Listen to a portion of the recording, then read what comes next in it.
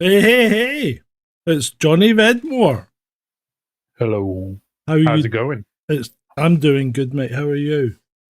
Yeah, been a crazy couple of days. I saw a dog get run over by a car the other day. And it was like from before that time, Oh, everything was going fuck. swimmingly, and then this fucking Shih Tzu doing a roll underneath a car and Oh, running off down the road caused my life to be chaos and pain for 2 days. yeah, And that's a and great now start. everything's all right now. Everything's I'm hoping everything's back to normal. Well, that's good. That's good. As I saw you turned up really, really late. This isn't fucking TNT. Oh, sorry, was that too soon? Mm, no, I'm here. I'm here. Yeah, I know you are. I know you are. Right. Oh God. So good evening to everyone in the chat room. Brittany, Robin, Shalini, boom, boom, boom, boom, Ray. Good God, Ray's turned up tonight. I said Robin. Where's everybody else? Where the fuck is everybody? Anyway, I haven't prepared anything because I thought it's Johnny Vedmore. There's no point. He's just going to go off script anyway. We'll just end up going down some kind of weird and wonderful route. Yeah, do it, do it, do it. Whatever works for you, boss. I like to go off unscripted. Yeah, yes. So I was on Sawyer Pulton this morning, and she'd asked me to comment on the Middle East, Israel and everybody else, basically, because they seem to be fighting with everyone now. Especially since they've just blown up a bloody Russian uh, fuel dump in Syria, right? But anyway, regardless of that, I'd said that I thought initially that Israel would have used the a tactical nuke if Iran had dared to hit them with missiles. But then after all the stuff that happened at the beginning of the week, I thought, right, Putin's had a word. And I think he has had a word because apparently Netanyahu tried to phone him the other night and he wouldn't take the call. So that's a big signal from Russia because normally they always talk, actually. I, So, I think there's going to be a lot of that. There's going to be yeah, a lot of that now. yeah. Um, uh, So just to finish off briefly, Netanyahu's turned around this evening and said that that was a really bad thing Iran did, and if they do it again, we'll strike back. Which means it means one of two things: they've got fuck all left because Iran knocked out a shitload of their F-35s, and or Putin's had a word and said if you fucking drop a tactical nuke on Iran, you'll get one right back. there is a massive attempt to draw the West into the war. Isn't there? That's what Israel are doing. What they're doing is crossing every border they can, or every Mm-hmm. boundary, or every red line, and coming up the other side and seeing if they've been successful in bringing in the British or the Americans. And that's going to continue. But the Russians are an interesting part in all of this because, of course, Russia's already got a shitty sort of relationship with the West, but the Iran, I think a Russian Iranian sort of working together would really scupper the West in many different ways. Mm-hmm. The fact that Iran has stockpiled so many missiles, they're not all going to be fast missiles. They're not all going to be the better. Probably not all going to be working missiles, Yeah, but they have got a big arsenal. Russia is able to replenish that arsenal, and yeah, if Donald Trump he's the anti-war candidate as a president. he So if is. he gets into power, then he's not going to be keen to push a war in the Middle East, though he'd accept it if he inherited it, which is part of the reason I think they're trying to spark it now, Yeah, so that he has to inherit it. So he has to say then, oh, well, I inherited it, but now I can fight in it and end it, or I can get them to the negotiating table or something along those lines. yeah, And he could probably do that with Israel as well, because Israel are taking these actions because they're allowed to, and because Netanyahu is in the end game of his career. Um, as it comes, Trump is likely to end the war in Ukraine. They know it, which means then Russia will be able to start supplying more weapons to Iran if there was a conflict in the Middle East. So whichever way this goes, the neocons of the West have played themselves into a corner in support of Israel, and most of them are going to have to decide. I would assume that they will have to decide to be on the side of negotiations and peace talks rather than on the side of Israel, because at the moment what we're seeing is the West in proxy wars on two fronts, and it's the closest we've ever been to World War III. This is the closest we've ever been, and every time we see a new spark happen, we say World War III. I mean, Iran hasn't really properly attacked openly anybody for like 300 years or something. I mean, it's pretty clear these are special days, and red lines are being drawn in the sand.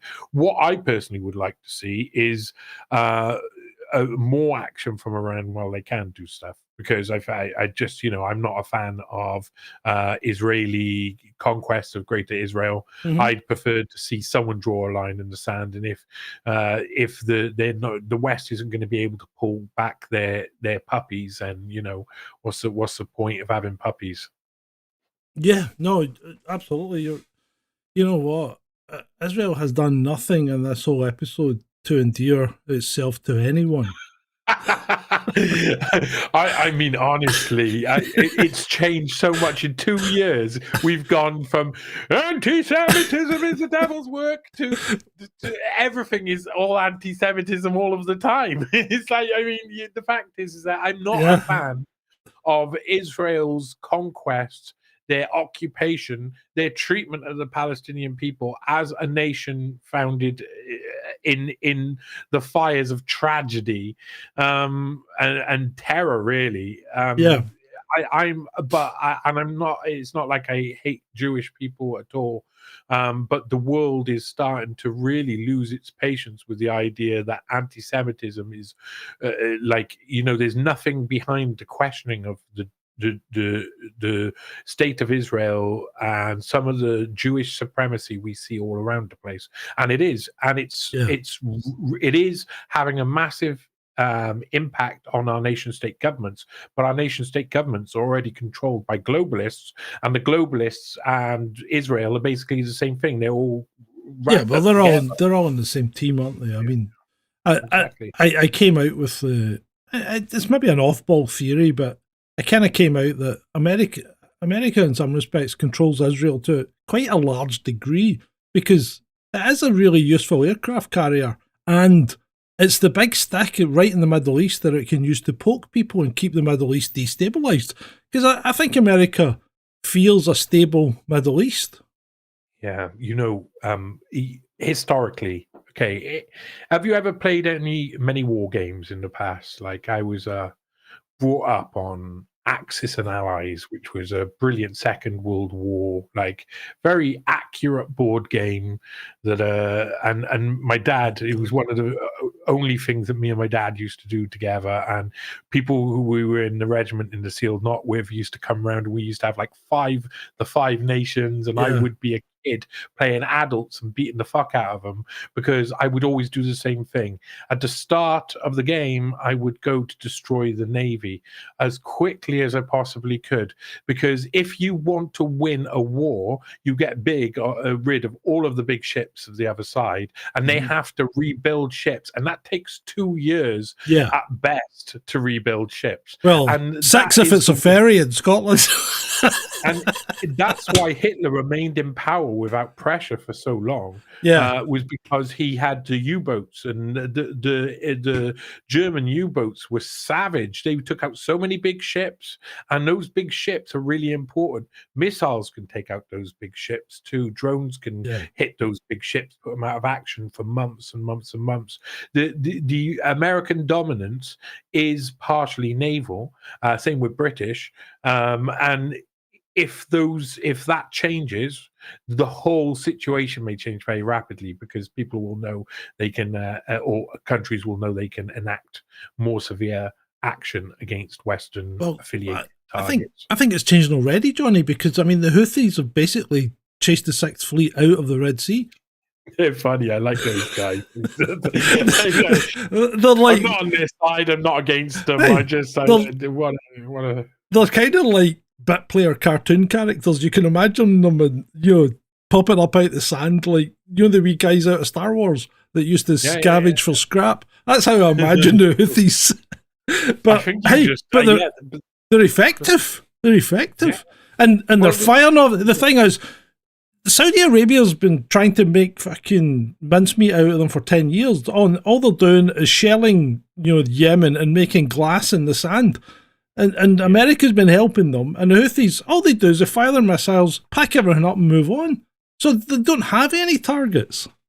There's I've seen a few people map out how they think an Iranian Saudi Arabian conflict would go, and it basically and that's a really important dynamic to put in, because I mean Saudi Arabia versus Iran would be a conflict where, because the supply of weapons from both sides could be from each other's enemies, it just goes, it's perpetual and it doesn't achieve anything at all.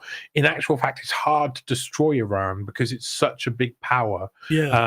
And it's got such the way it's built, the resources it's got, it can power itself for quite a long time.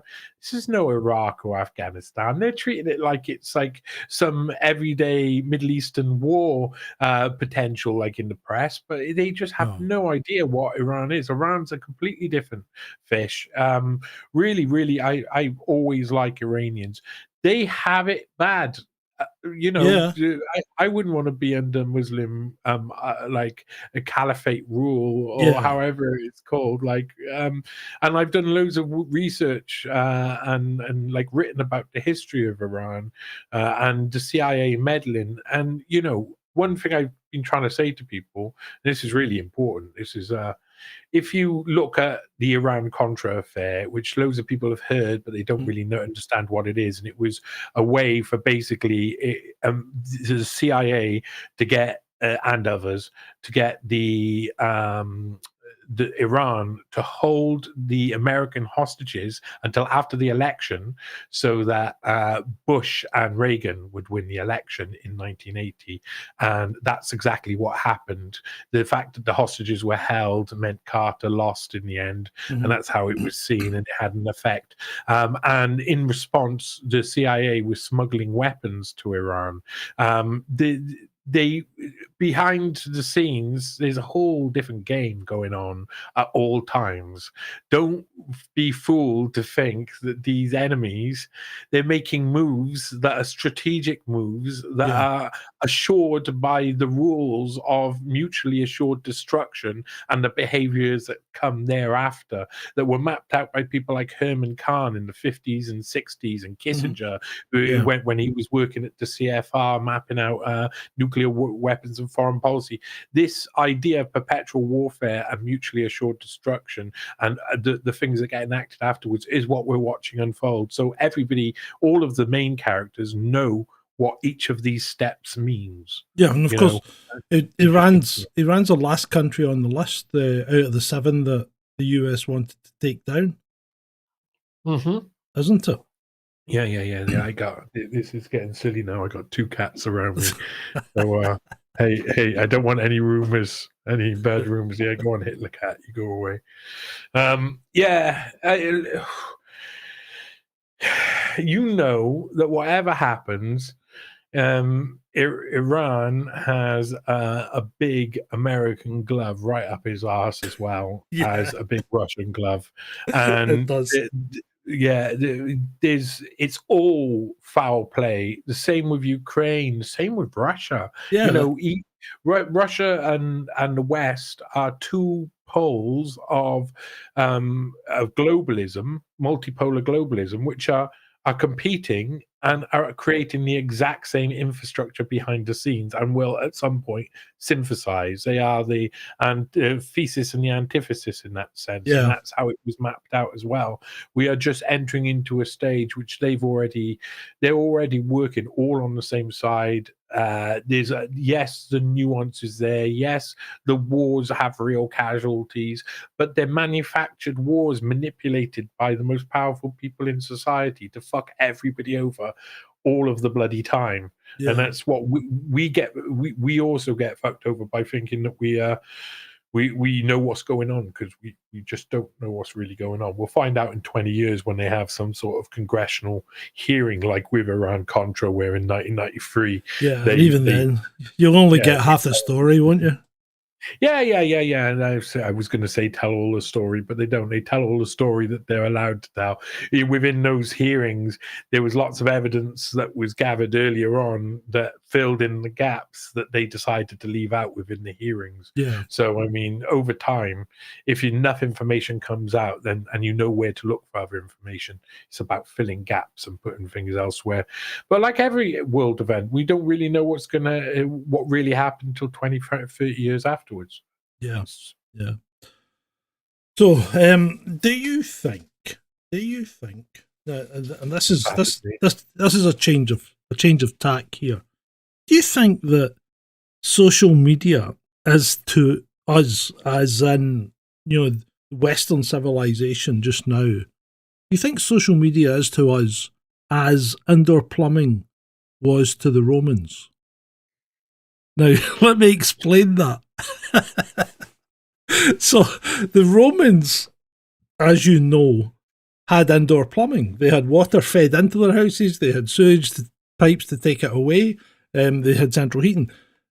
And this was all caused by the discovery of a new technology. And that new technology was finding a metal that was strong but malleable enough to form into pipes. And that pipe was a lead pipe.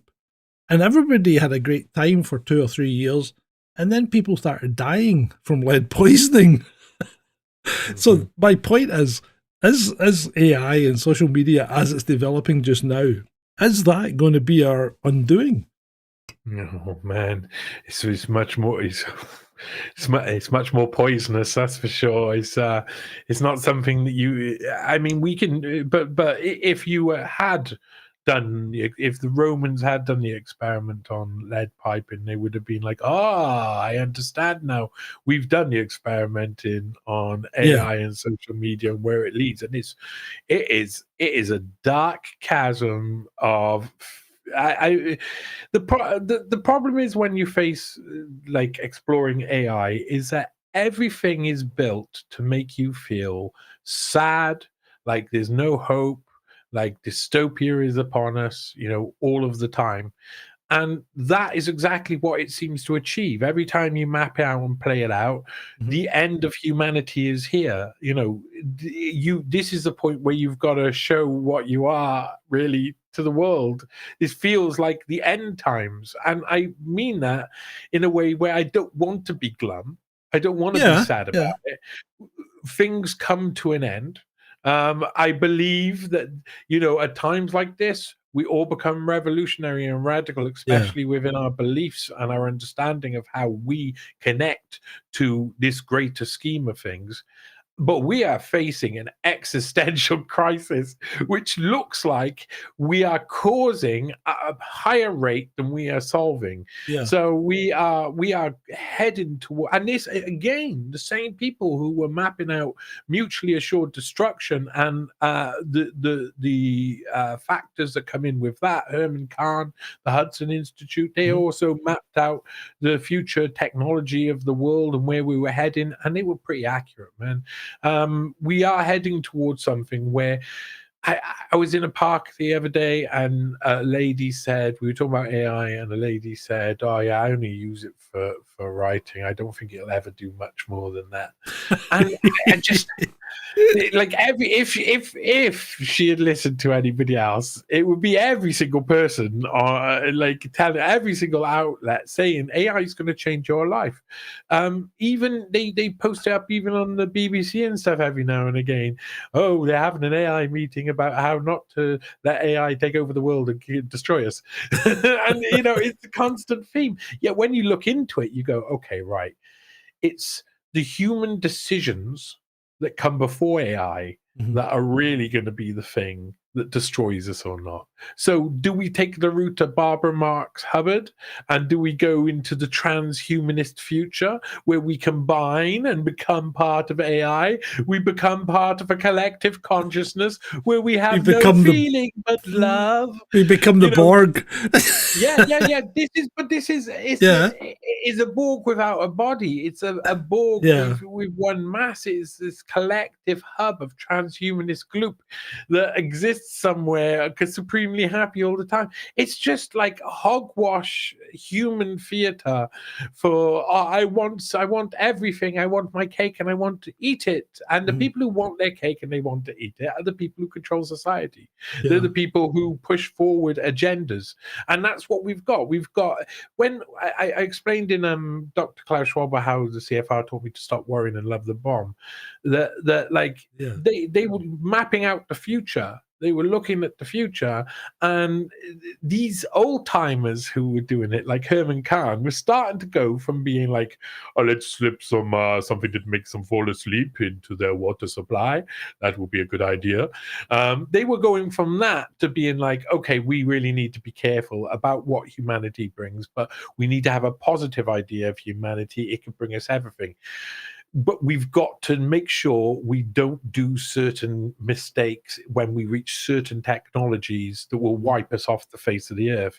And unfortunately, that might be beyond humans to be able to stop, because humans tend to keep moving forward. Schwab was like this. It was mentored by these people, and Klaus Schwab went off and wants to encourage the ticking off of every possible technology, and that is really man. That is really who takes over at the end of the day. Is the person who gets all the job done, regardless of whether or not the job should be done.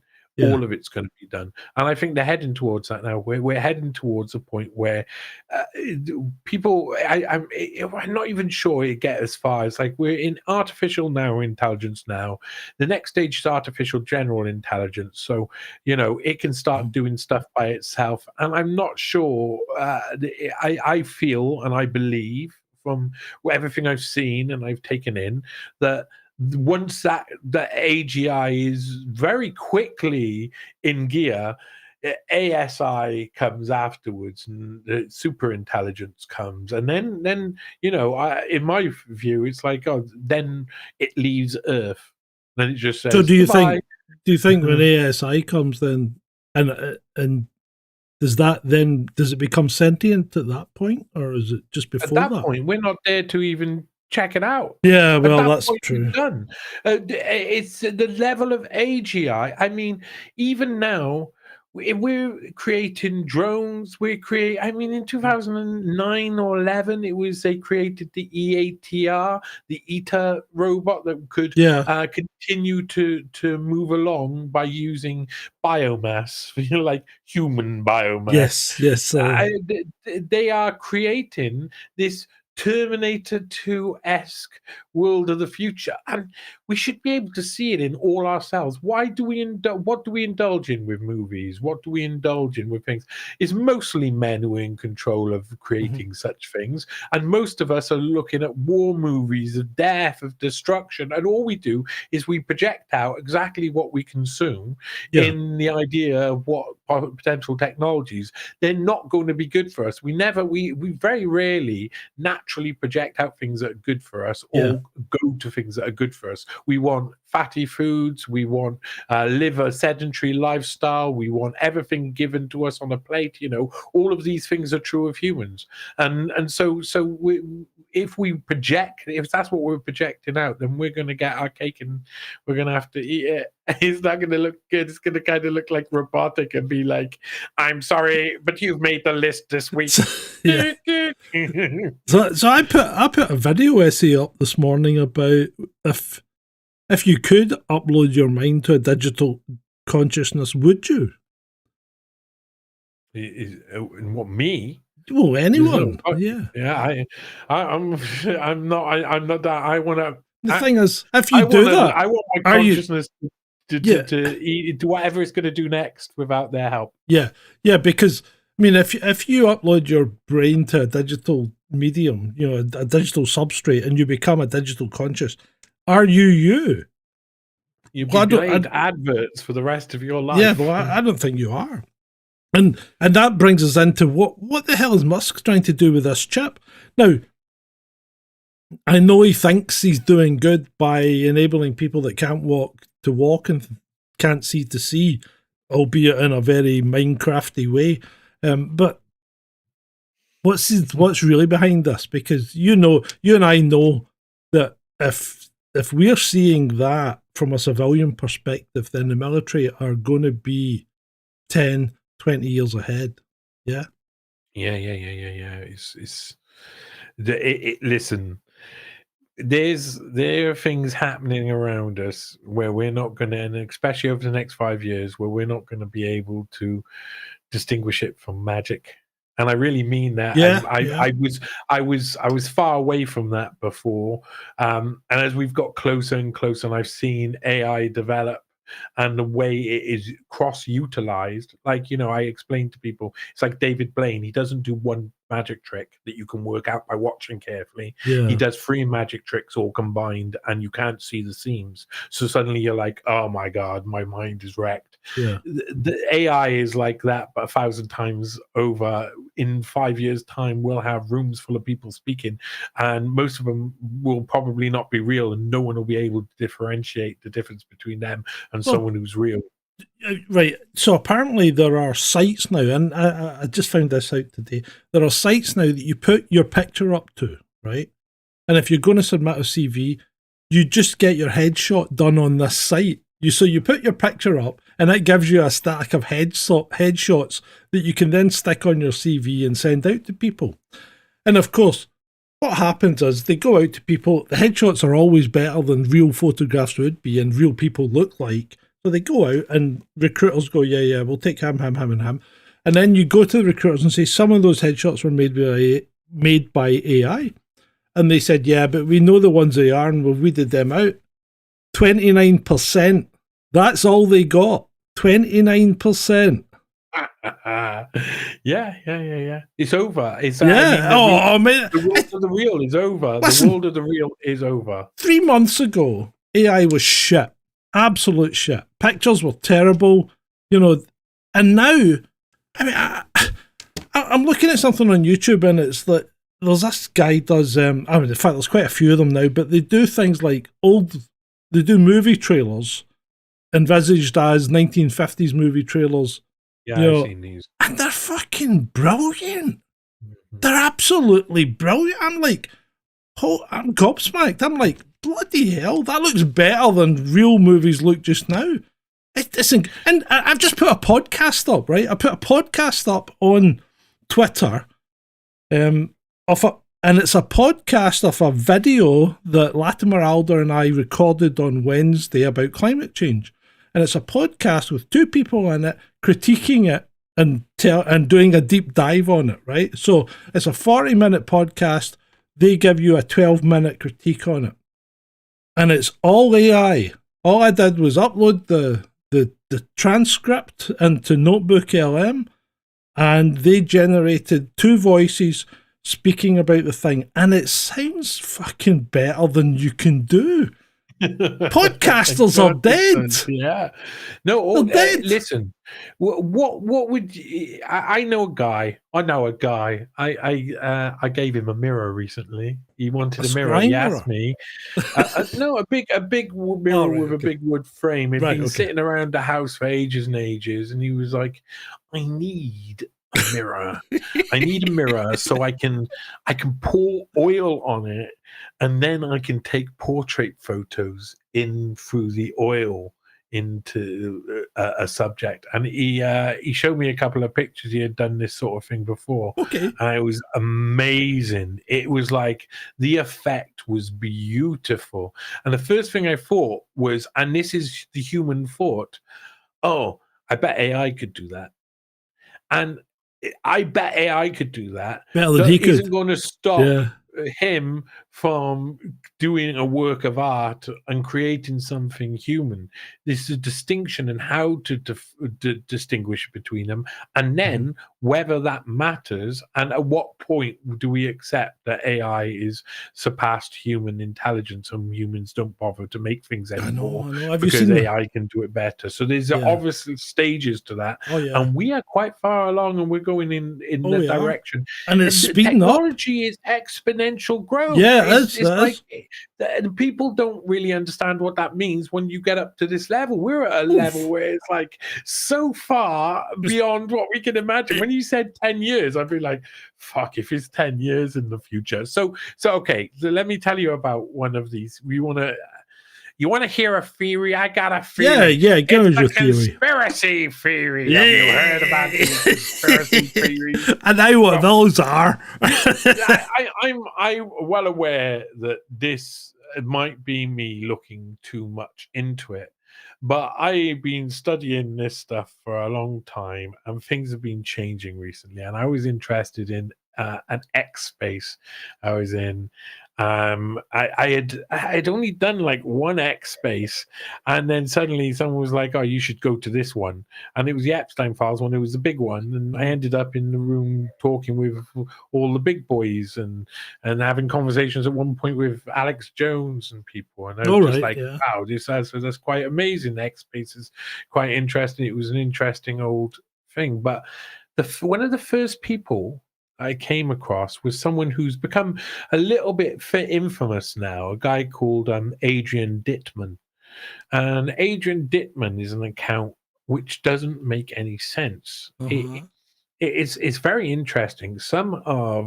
He was talking, and someone was telling me in the background. Someone DM'd me and said, "Hey, that's Elon Musk." And I listened to it, and he spoke like Elon Musk. He had intonation like Elon Musk, and he was giving orders, like basic orders, saying, "Oh, we're in the background, etc." Support orders to the people who had this big X space thing, which is what is his bag at the moment. Yeah. And so I thought, well, maybe that is Elon Musk. And then I watched Adrian Dittman for a while and realized that he changed character. It was really weird. Sometimes he'd just be so different. He'd be like aggressive, but without context. Sometimes he'd just like be super intelligent. Sometimes he'd feel like somebody else. And I started to get really suspicious about this. The and model lots of other of people Elon did. Musk. No, I don't. You see, I think there's something much more. I mean, people don't really understand what AI means. And this is what my point is going to be. I developed a theory that it could be some sort of glove. So if you want to remain semi-anonymous, you could be able to put on an AI glove.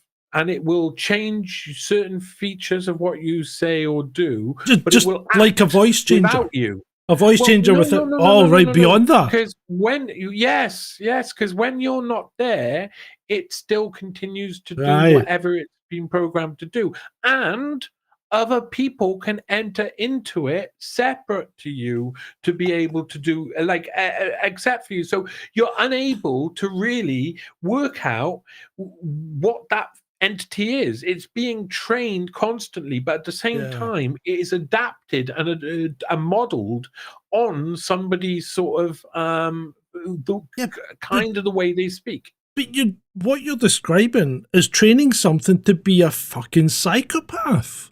Exactly, I know, and I think it's I think a lot of these big tech bros are going to have like these AI gloves in the future. That's why I'm going to term them. It's like they can enter into them and remain relatively anonymous, and the one thing that I think the wealthy and powerful always hoped for and always longed for was the ability to walk about the common man and not be noticed. Yeah. And they could never attain that. Well, not some of them could, but most of them couldn't attain that because they stood out like sore thumbs. Yeah. And they could never get genuine reactions and proper feedback. Because yeah, everybody's going to be licking their ass.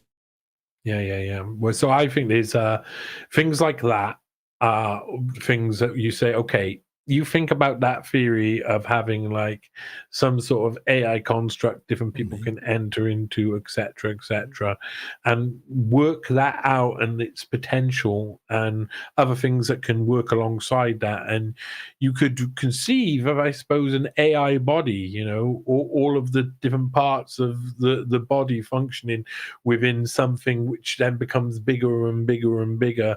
And we conceive AI as of human sort of equality, like the equal to a human into an extent, always becoming more powerful than the human, always less powerful than the human. But I think AI needs to be thought about in more, it like becomes over human. It will not only be like a human with a body, it'll be a bigger body, it'll be a better body, it'll be a carefully constructed body, it'll be a body that learns lessons we don't learn over and over and again through life, generation after generation. It will be the dog's bollocks, and that's going to be hard to defeat. It's hard to defeat the dog's bollocks because there's no real way to do it. That boss level, it's going to be a boss level we got it. Character, I mean, the only solution, and loads of people have worked this out. The only solution would be pull the plugs. That's the only solution. But they won't do that. They won't do that. Yeah. Well, of course it won't. The whole world is like the wheel is constructed, the parts are in place. We're not in control of the overall, but we're part of it, and we're just rolling along, and we roll over everything. And it's just going to continue that way until we end ourselves with some fancy new AI technology that goes out of control. So I mean, look even if you go back to like the invention of the atomic bomb, it's like, we'll invent this bomb because we'll never need to use it. And what's the first thing we do? We use it. We use it twice. And they wanted to use it 3 times, but they pulled that last one. They used it much more than that in between 1945 and 1991, 1992. There were over 2,000 atomic blasts. 2,305, I think, is the figure. So that's what I was going to say. For a weapon that we were never going to use, we've fucking used the shit out of it.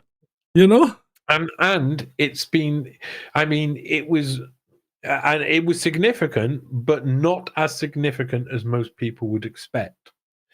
If you were told in 1945 that there would be 2,000 plus atomic bombs or atomic explosions and nuclear explosions, however you like to term it, on Earth, would we survive it? At the end, nearly everybody, even through the 60s, 70s, 80s, 90s, would say, "Oh no, everybody would be dead." Even while it was happening, they wouldn't believe the true nature of what humans could do. They used to sit in Vegas and watch the mushroom clouds.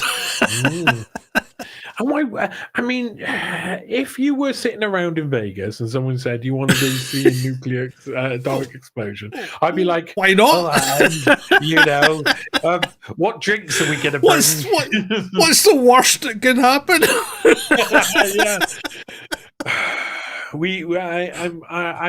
I'm someone with who had a thyroid disease, so I had Graves' disease. So I always think that sort of like thyroid disease is the reason why 1 in 50 women have get diagnosed with a thyroid disease every year. Is like, that's because the levels of strontium-90 in the air during the 60s. Because apparently they put that down to the fact the people that were born in the 60s and early 70s are more intelligent than people that weren't.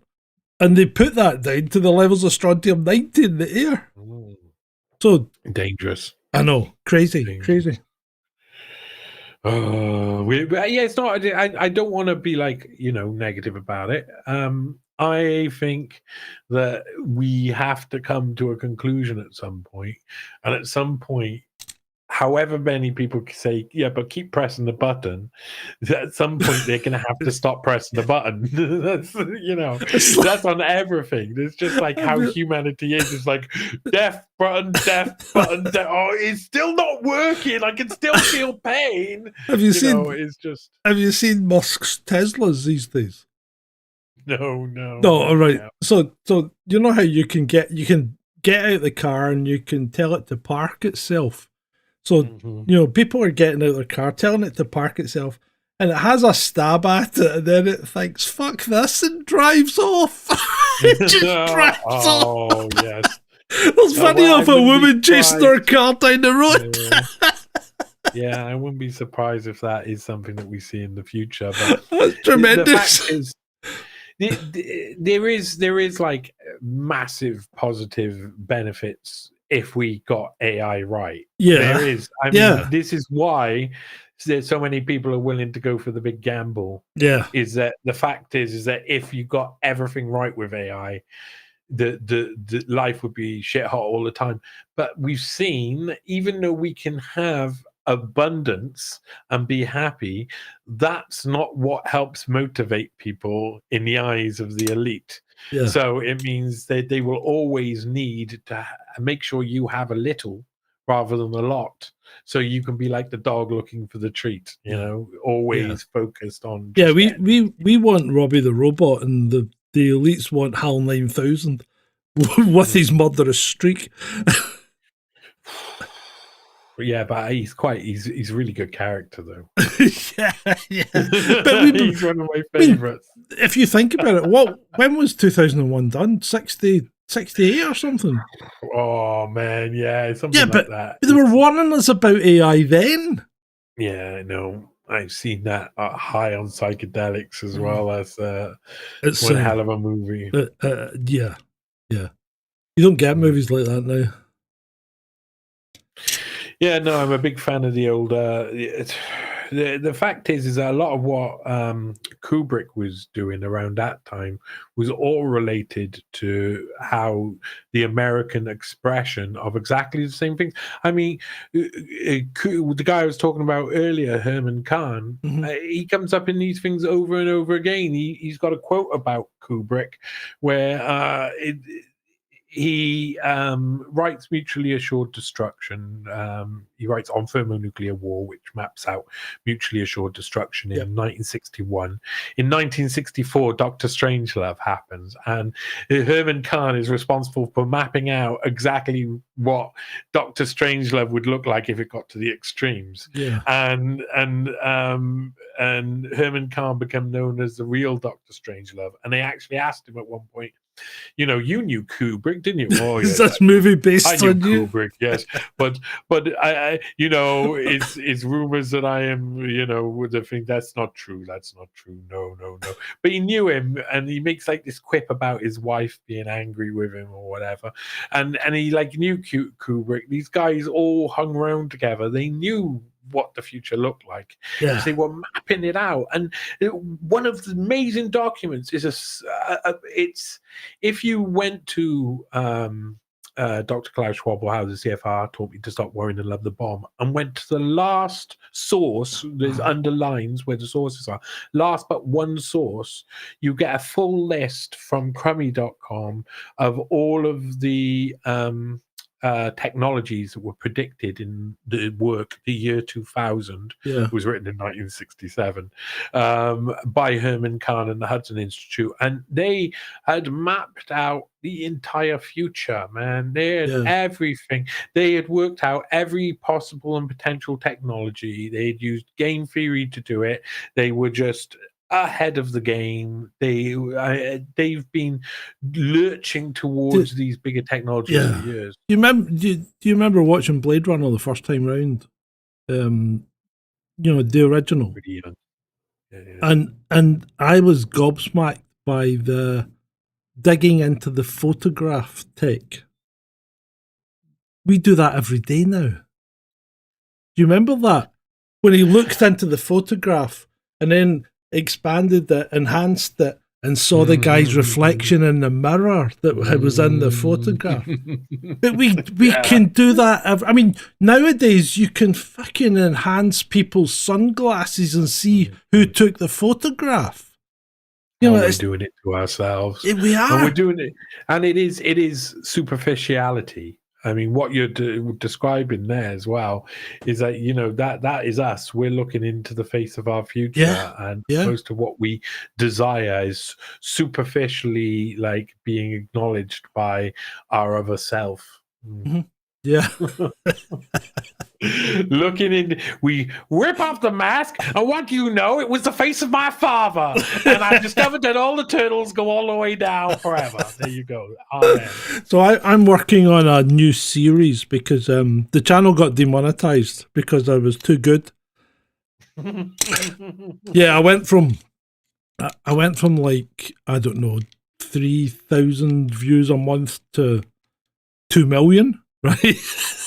Wow. Using shorts, right? Yeah, that's your trouble. But I'd adapted them and everything. But it apparently, I did some research, and apparently when you hit certain levels, the bots come out and take you down, and that's kind of what's happened. Because, you know, normally we would have I would, with you on, I would have anticipated 40 to 50 people on the live stream. We've got 14 at the moment, you know, which is fucking ridiculous. So, yeah, but these are the things. These are, I mean, we live in a media world where you're making things for people to see in the future. You're not making things for people to see in the now, because no one's even gonna. The world, man. Yeah, I know. It's a complicated place nowadays. I'm working on a complete series that I'm going to put on a new channel and see how it does. I'm dropping subs daily, mate.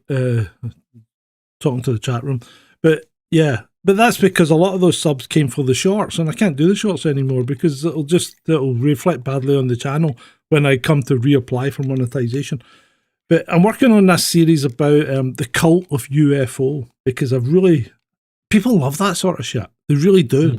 And but I'm digging into it from the point of view that a lot of it's not trustworthy at all.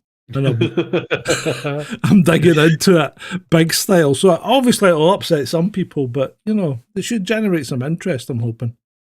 Yeah. Okay. So like, if you look at, and again, you know, I'm going to go back. This is a perfect thing to go back to that sort of like them understanding the idea of technology and where you could go in the future.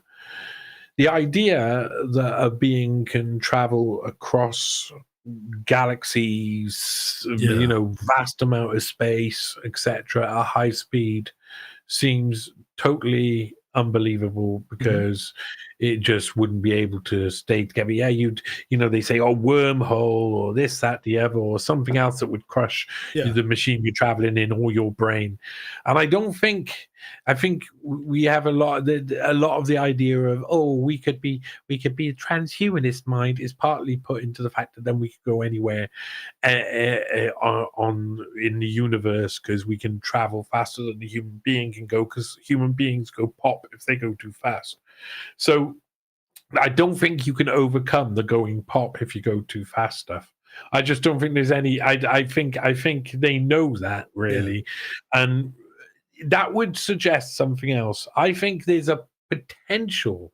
If you could not travel across space and time, if you had got technologically advanced enough to realize that limitation was there, you were floppy matter with intestines and stuff, it's not going to work, then the only way to travel across such distance or be able to affect such distance would be by pinpoint laser across the universe, something like that, a light source that goes from one to the other.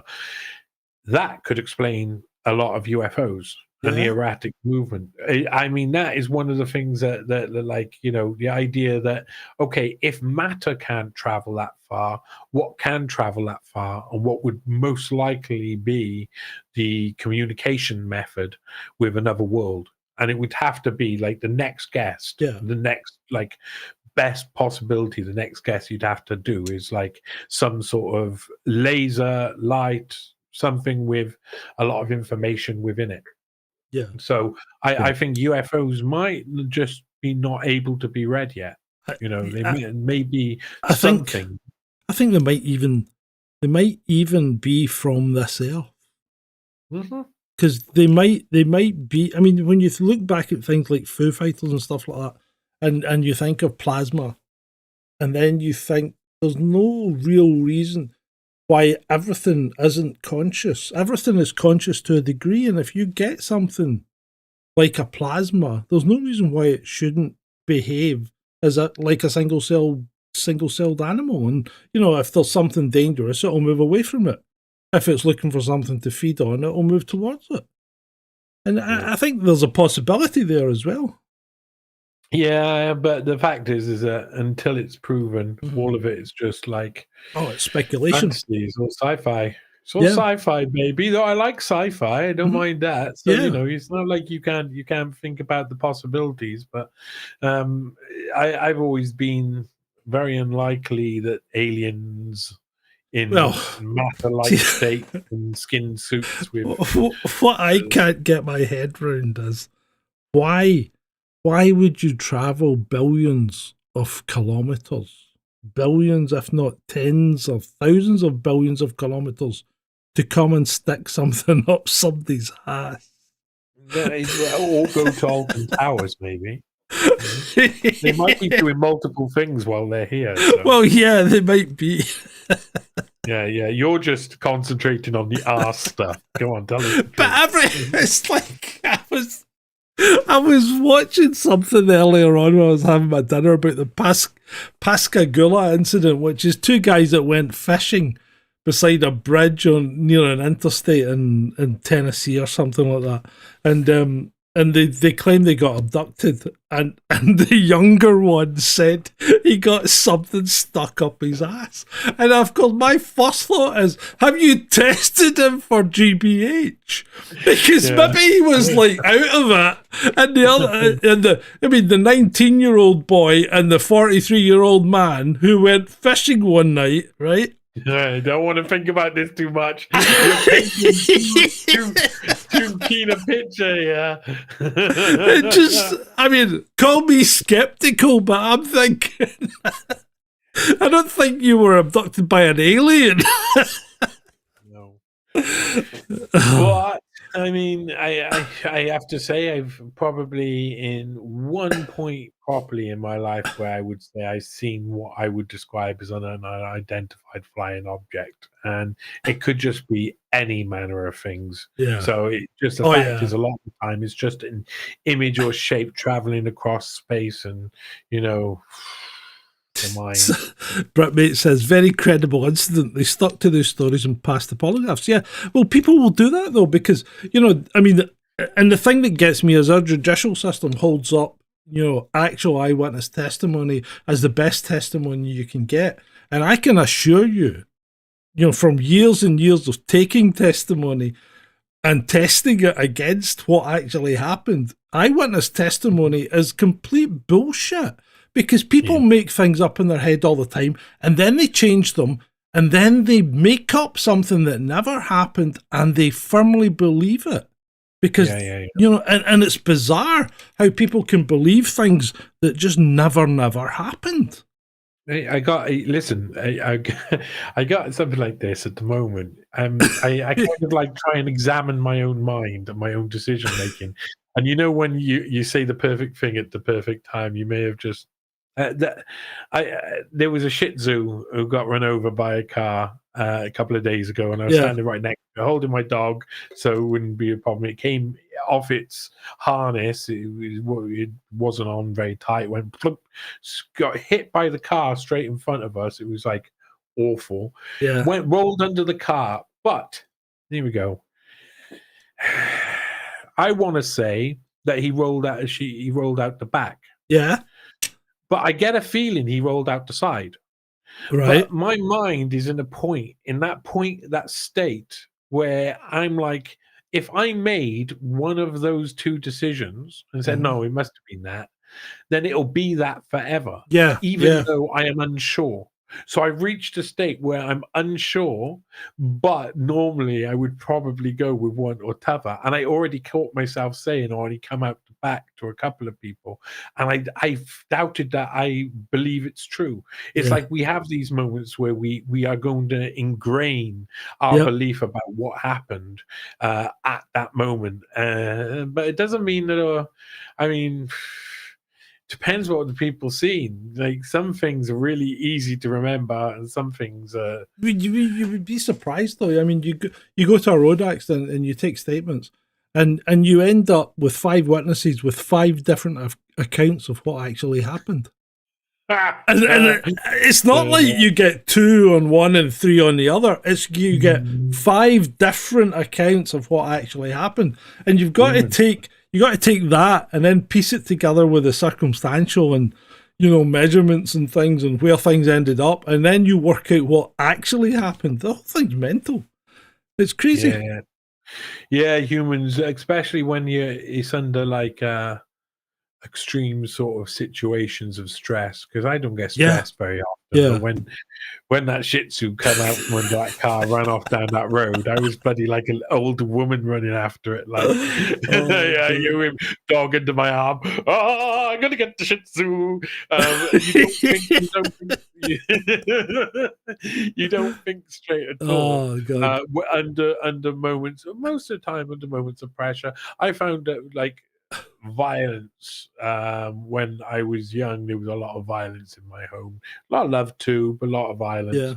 And it meant when I worked nights for years, and in hotels, and sometimes like 300, 400 people in these hotels.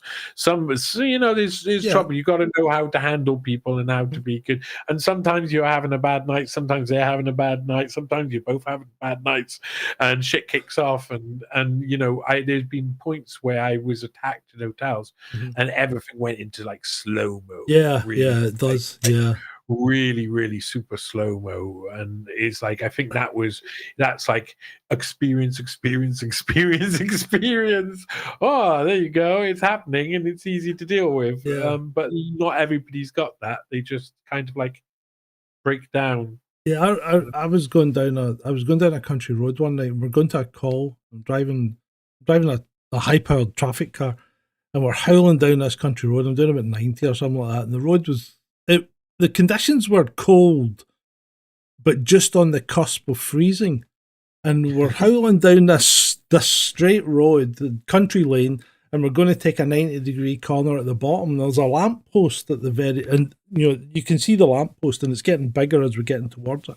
And I was doing about 90 or something like that, and I just tapped the brakes early because I thought I'll just tap the brakes early because I'm not quite sure that the conditions aren't great. And there was just black ice. And I remember I had a whole conversation with a guy sitting beside me, and we're hurtling down this road at 90 miles an hour. The brakes aren't doing anything. I turned to him and I said, "We're on black ice. Do you have any suggestions?" And he turned and said, "Try and avoid the lamppost." Boy's got it. a genius. But I mean, but it was like you say, everything just slows down into, it's like you feel like you can do everything in the time you need to be done, and then go and have, a sandwich, and then come back and still manage to complete. I think there's levels of that where loads of people just switch off and it's been recorded over and over again in different circumstances, like especially in severe things like when there's been boat accidents and stuff, when people have to abandon ship. It's like some people just switch off completely, and they're just reported standing there staring at the ground, unable to compute what's going on at all. And maybe that's complete stop. Maybe slow motion is on the way to complete stop. I think that's just complete overload. I think they're too much for their brain to process, and they just stop. And these are the people that you shout at to get out of the way, and they just stand there and look at you. And you've literally got to either grab them and pull them out of the way, or push them out of the way, or something, or just run into them. Oh, I've seen some funny things go on in the night times in hotels. Oh my Oh lord. yeah. Yeah, the whole world gets very slow when you're working a night shift. It tells you. Right. I think you're looking pretty tired, mate. You all right? I'm all right. I'm good. Yeah. I'm Are you good. want to keep going? I can go forever. I can go fine. I'm just stroking my little That's Hitler what cat. she Yeah, said.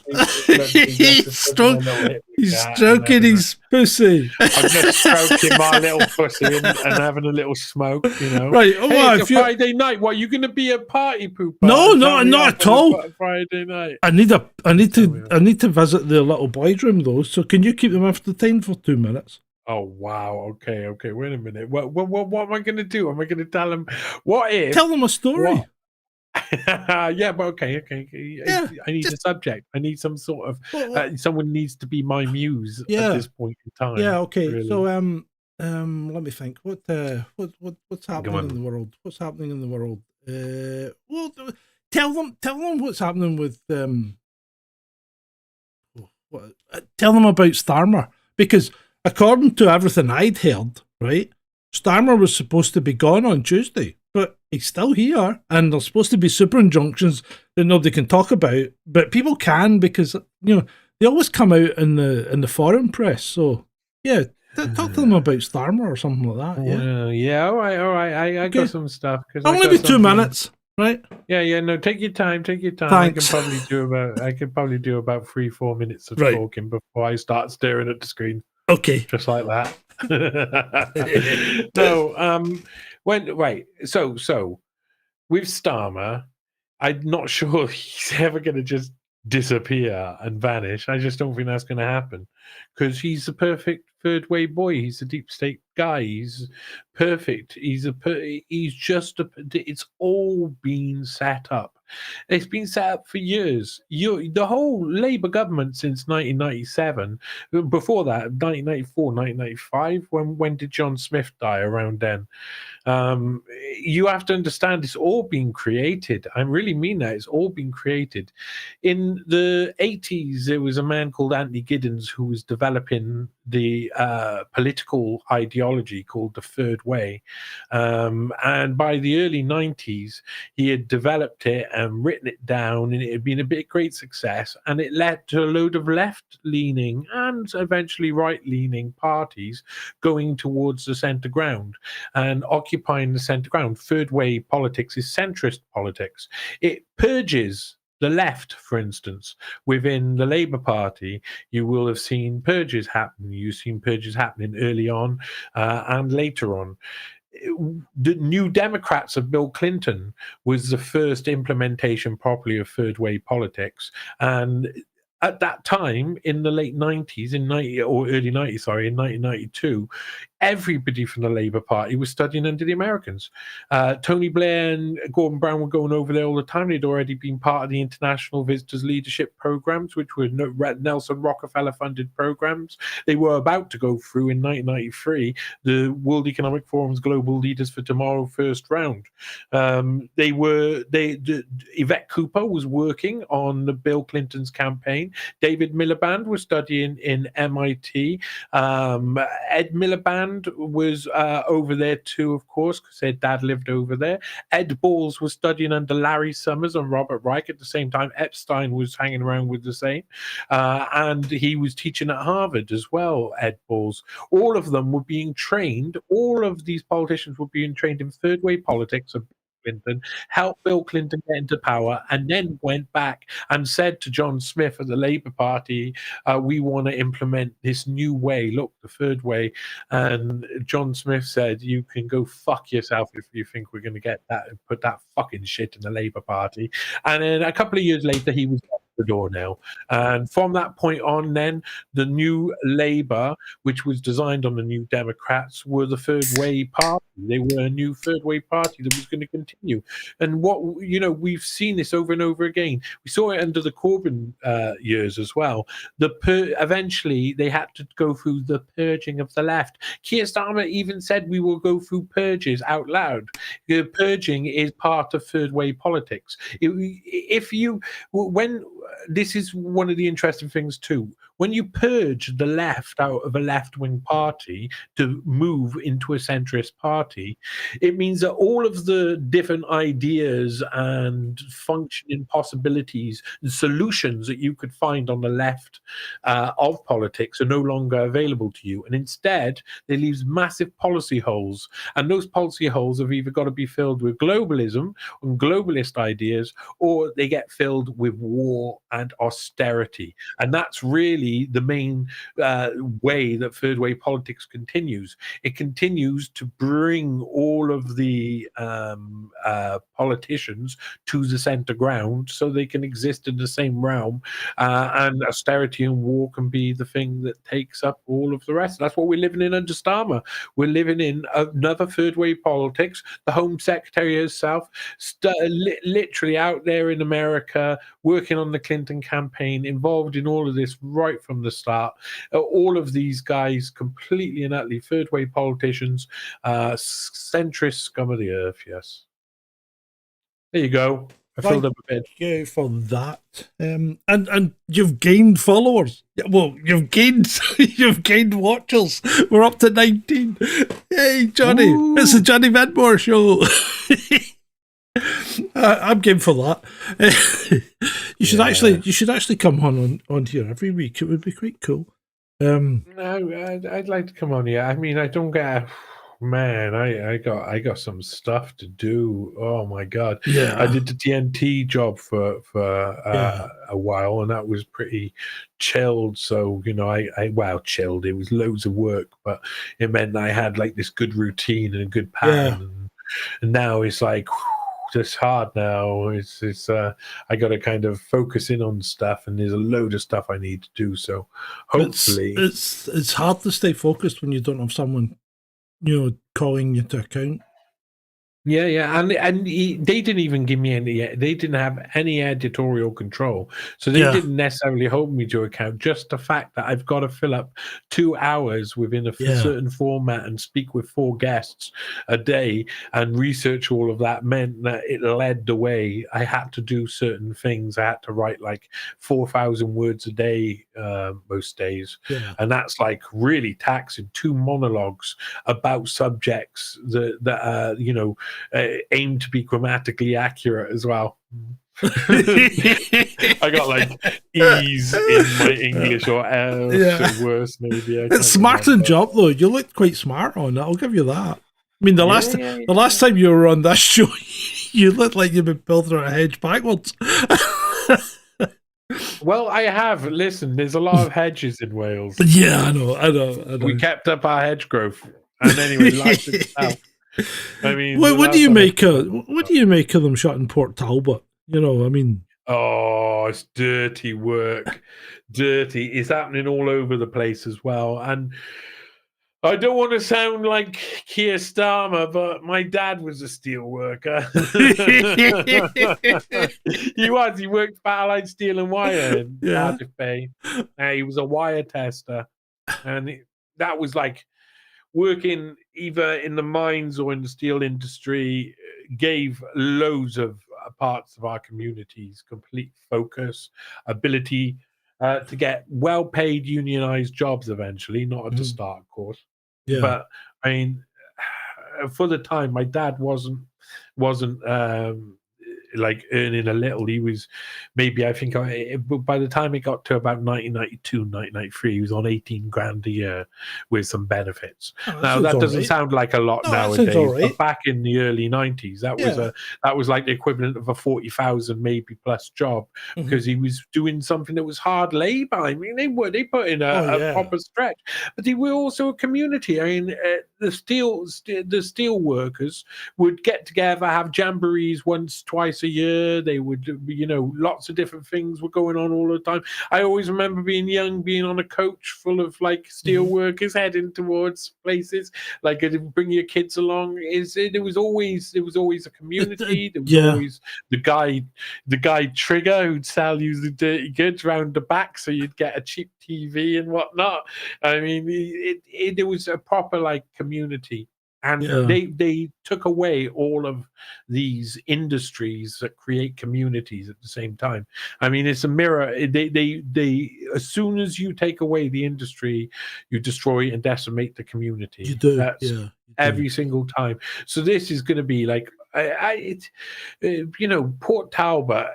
There's being Welsh. I mean, I'm from Cardiff. We Yeah. used to, because I used to do the sealed knot with my dad. My dad was commanding officer in the regiment in the sealed knot. We used to go down and do. Our area was Herefordshire, a little bit of the Black Country, and down in West Wales and West and South Wales. And West Wales was such a staple. There's good castles down there for firing cannons. Me tells you, there's Carew Castle, Pembroke Castle. There's really good places which are pretty, they're accessible, where you can do a good battle. So I used to be down there all the time, and these sort of like. Oh man, you'd go past Port Talbot and it'd be the stinky place, It'd be the place with the steelworks, but it gave community, it gave life. Yeah. All of this is about Yeah, and it supported so many different industrial revolution. It supported so many ancillary, businesses around it as well. Even the guy that made the rolls and things like that, or sold you a newspaper on the way to work. Mm-hmm. And when this major thing goes, all these other things go as well, because there's just no sustaining them. It's crazy. And everything becomes the same. People have to retrain to do the bland. But then this is what I don't understand. When you have politicians that have such an aggressive stance on the world stage, right? They behave as if they're still a world power. And yet, if someone called us out, we're fucked, because we can't even make a tank if we don't have steel. Mm-hmm. I mean, what do? We can't build a ship. We've nothing left. That's it. What they're doing is creating multipoles of globalism, where each state has to basically give up a little bit of power to another state, and so they have to work together. And this is kind of what Schwab did when he reorganized companies in the late 60s as well. It's just like harness the utility of each separate entity in a way that makes them dependent on each other in a positive for capital way. Yeah. So that's what our states are set up for now, and they're taking away. I mean, everything's going to be different. There is no going back to the days of yore and jamborees with the steelworkers. And that's looking back at these people that put these things on YouTube, these 1950s movie trailers. It hurts me, because that's the kind of world I wanted to live in. I wanted that kind of world. That was the kind of future world that you thought you were going to move into. The Jetsons, and it never happened.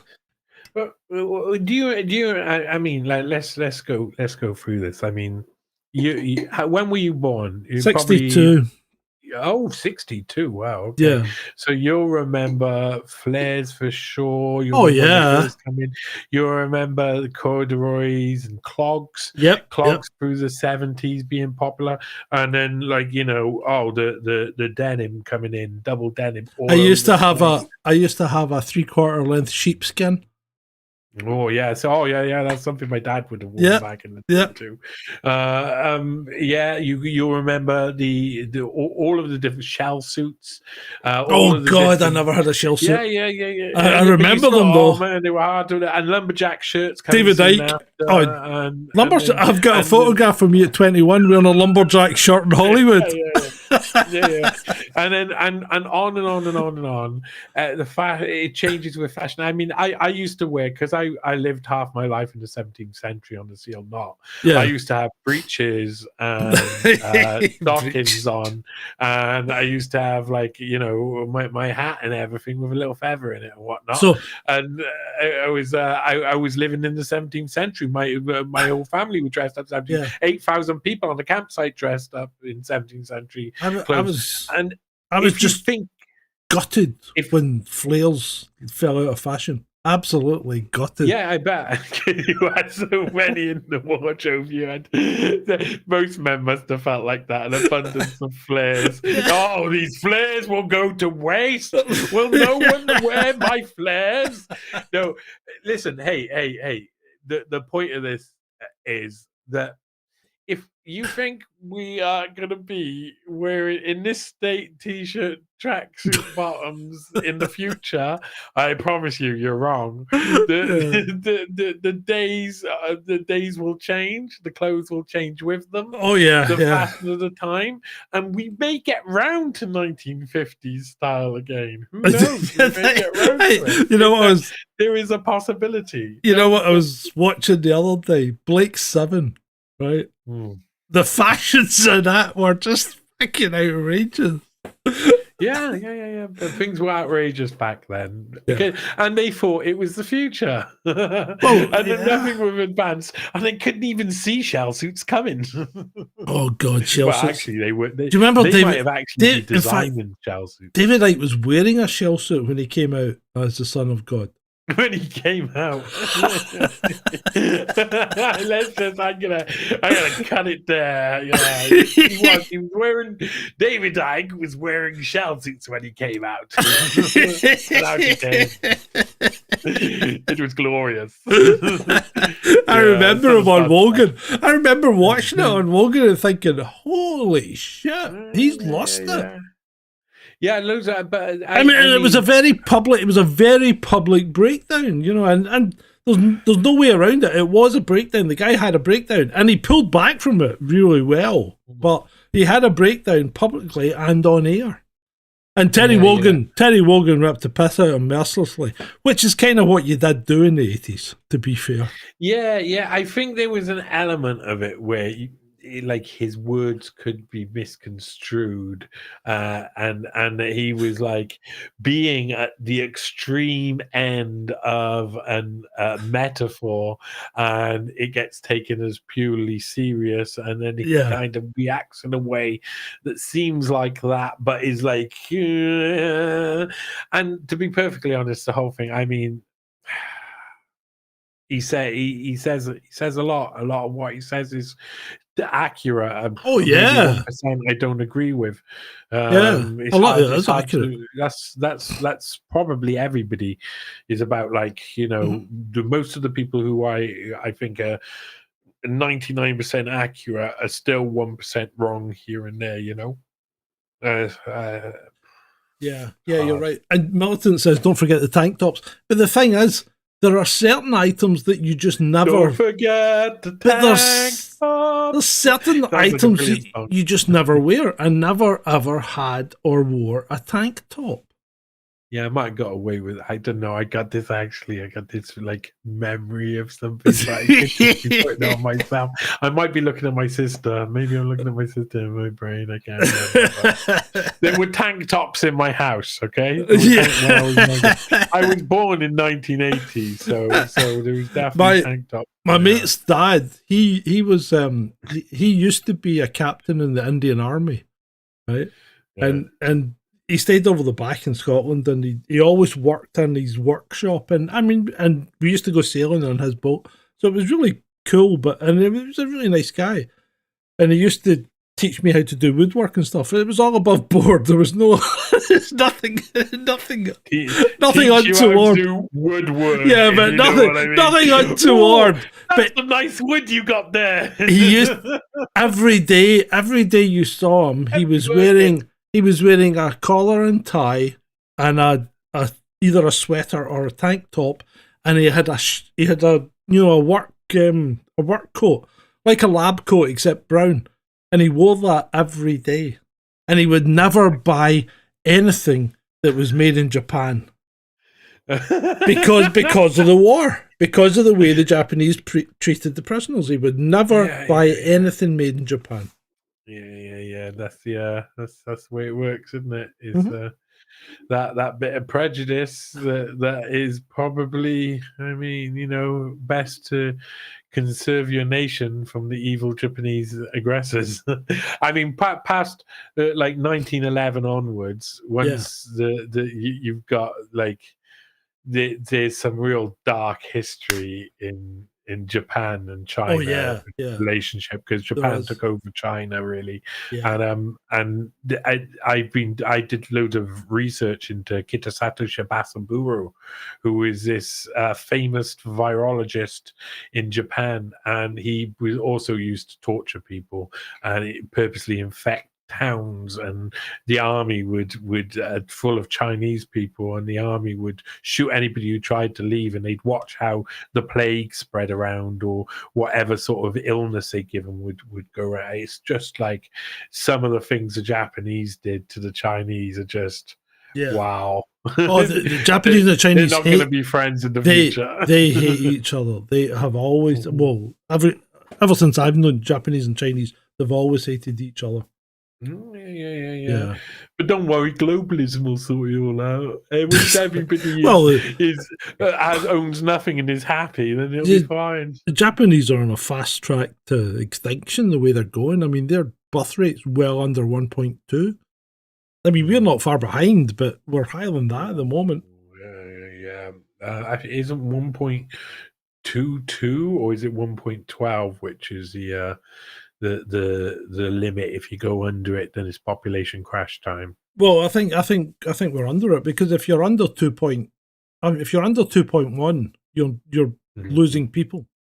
I mean, I think depopulation is going to, population collapse is going to be the issue. All this nonsense about the world being overpopulated is just crap, because we just aren't breathing fast enough. Yeah, most definitely. They've even done these figures themselves. It's it'll peak out. Loads of estimates saying it'll peak out about 11 billion, and then it'll be population crash. Because there's a cycle. There's a cycle, and a lot of it is the policies that get put into stop birth rates. And I think that's what, when I say under 1.2, around there, that's when you reach population crash moment, because you've gone way too far. Your young people will spend all their time looking after your old people. Yeah. And then you get Hitler come along, and he's like, hey, I got a way to save you, to do all of this. Guys, I know what's best. Let's get rid of a few people, shall we? And the cycle is complete. Stalin, Chairman Mao, whoever. Yeah. Let's, choose any of the above. Yeah. I tell you what, we got a lot of people here. How about we sort this out? That's what keeps happening over and over again. Yeah, it's going to be any different in the future. Indeed. Oh, indeed. Right. What's the next subject? What about the Chagos Islands? Why are the politicians getting so up in arms about the Chagos Islands? I can't tell you. I can't. Are these the ones down in Mauritius? Well, when you Delicious Mauritius. When you say down in Mauritius, they're like 1,000 to 1,300 kilometers away from Mauritius. They're literally in the middle of fucking nowhere. where you want to like stick an American naval base, or is it? Well, they're fantastic for that. Weapons. Because they're wait. Like, what the fuck do you need to put? What type of base? No, but they're fantastic, right? Because you think about it. When you take a plane or a squadron or anything to the Chagos Islands, to San Diego, Diego Garcia, not San Diego. When you take them to Diego Garcia, you can see anyone coming for fucking thousands of kilometers, right? Diego Garcia. So you can see someone like an Elvis song. I know you can see someone coming for thousands of kilometers, right? So your stuff is safe. You've got plenty of, it's my stuff is safe until I get here. But it's a safe place for you to organize, for you to rearm, for you to repair. You've got a secure anchorage. Strategically, it lets you hit anywhere in Africa, India, the Middle East, and the Far East. It's like the Indian Sea version of the of Israel. Kind of Cyprus. Yeah, exactly. Well, in fact, it's almost exactly the route that we took. Cause I was a Navy brat, so my dad was in the Navy, so we used to move every 2 years, and that's a community as well. That was great fun being in the Navy as such. In the Navy, go on, you can tell that. So we flew with them. I bet you at any time someone can go in the Navy, like, sail the 7 seas. We flew from RAF Bryce Norton in London to Cyprus, then from Cyprus to Gan, which is halfway between Diego Garcia and Mauritius, and then from Gan to Hong Kong. It was like 24 hours on the plane. Gan to Hong Kong. Gan to Hong Kong. Yeah, well, all of it seems. I just think that they've been holding on to it for a long time because these are the types of places they like to do really nefarious stuff on. So I wouldn't be surprised if they're some form of trafficking route as well. Is like these sort of things are just super suspicious. Islands in the middle of nowhere. Come on, we all know what happens on islands in the middle of nowhere. Do you need Jeffrey Epstein to show you? I don't think you do.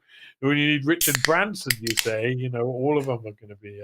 But these are military men. These have been well behaved, Oh yeah, military men. Yeah, the military men never done anything wrong. What's it called? Rendition. Guantanamo Bay. No, that's just a little. We got hoods on your head, so it doesn't really count. I mean, it is a bit like that, isn't it?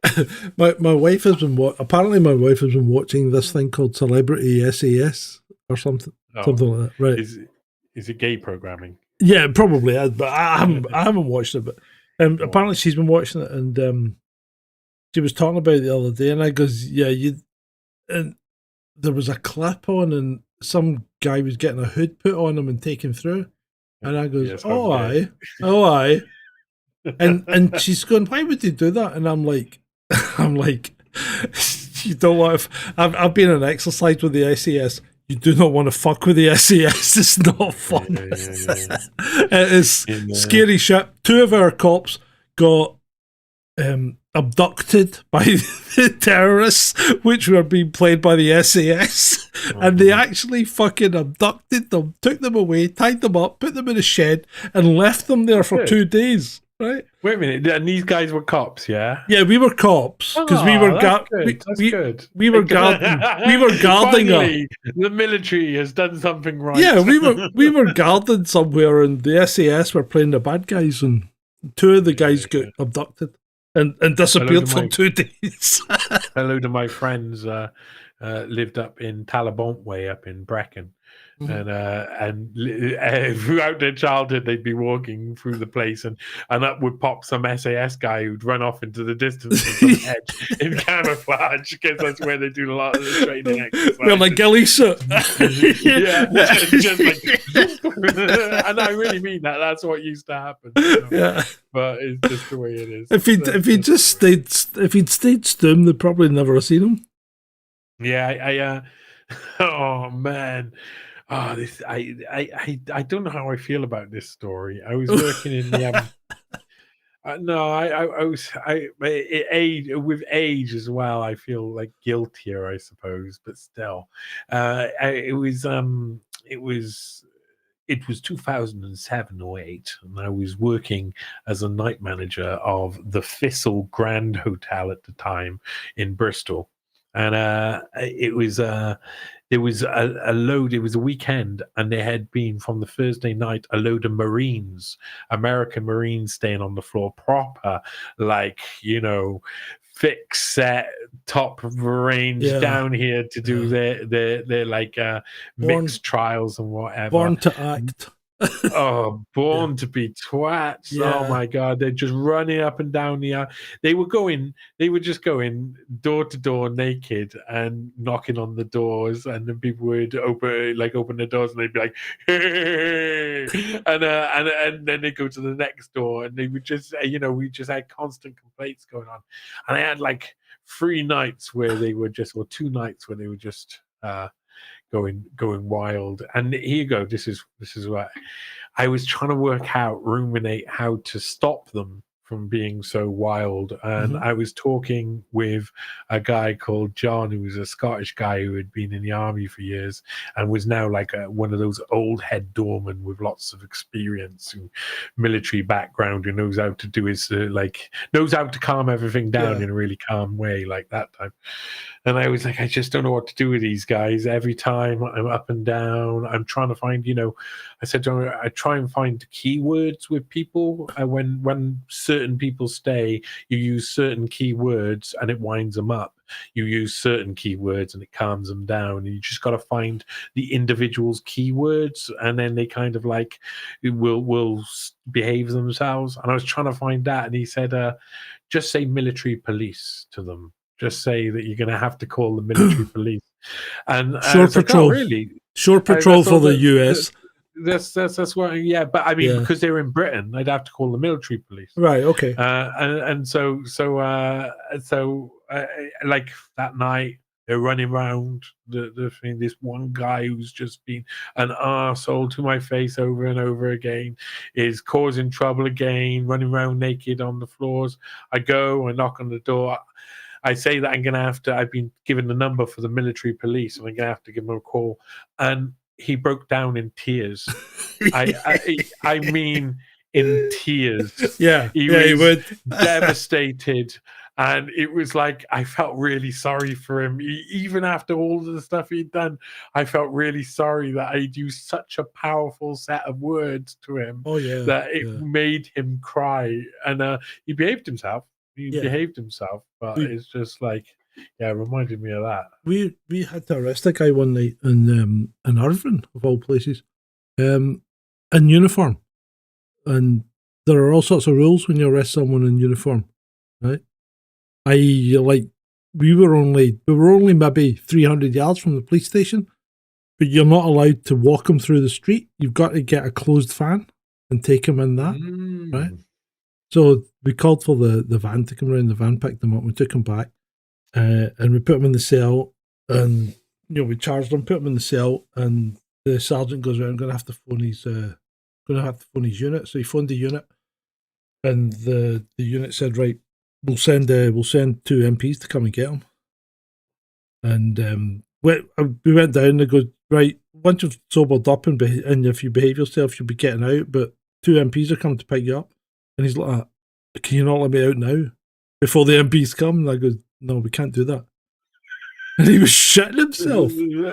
Right? And then the MPs... there's no rules. The MPs have no rules, man. Then the fucking MPs turned up, watches in, says to the sergeant. Sergeant goes, "Yeah, he's on the cell. Can we have him out, Sergeant?" And the sergeant goes, "Yeah, absolutely. He's if you sign this, he's under your control." So they signed the book. The sergeant opened the cell. The guy came out. And the fucking first thing he did was punch him. They punched the fucking prisoner. He just fucking went bang. "Don't you ever fucking embarrass us like this again." And you're like, whoa, fucking no rules, hell. Man. Yeah. No rules. When did you finish being a cop? A cop, 2000. 2000. Oh, that's good. That's a good time ago. Oh, yeah. I was in the cops. When it was really corrupt, you bastard. Oh, no, I was in the cops in the 80s. The 80s. That was like fucking brilliant. No, you were a gangster in the 80s. Oh, no, it was the fucking 80s were brilliant. No, the really corrupt point was the 70s, right? But the 80s were just fucking brilliant. If you ever want to see what the police was really like in the 80s, all you need to do is watch Ashes to Ashes. Gene Hunt. It was a TV series about a guy who goes in in this case it was a girl, who's in a coma and goes back in time to the 80s. And Gene Hunt is the inspector. But it's almost exactly what the police was like It's the most accurate police program I've ever seen. Police were outrageous in the 80s. Absolutely outrageous. Outrageous. Yeah. There was my dad was my whole family were really landlord families for a couple of generations, I think. So my granddad used to run this really rough pub called Dusty Forge in Cardiff. It was like, the roughest pub in the city, and my dad was a wily boy. He used to deal, and he used to be able to get away with it because all of the police would be drinking at the Dusty Forge, would get nice treated well, and he used to go out and spend the night dealing with a little Afghan jacket with weed paper clip to the inside and stuff, and he used to go out dealing, and then he'd get one of the cops to give him a lift back up to the pub, and with all his stuff on him, and no chance of getting caught because the police were super corrupt. They knew who their friends were, and landlords were definitely friends with the police, I think. When I joined the police, the kind of corruption thing had been weeded out to a great extent. It had because we still used to have jokes about G Division, which was Govan in Glasgow, having tow bars on their cars so as they could take a trailer to the pub to the pub break-ins, and it was always a race to see who got to the pub first, to see who could get the most booze before the landlord turned up.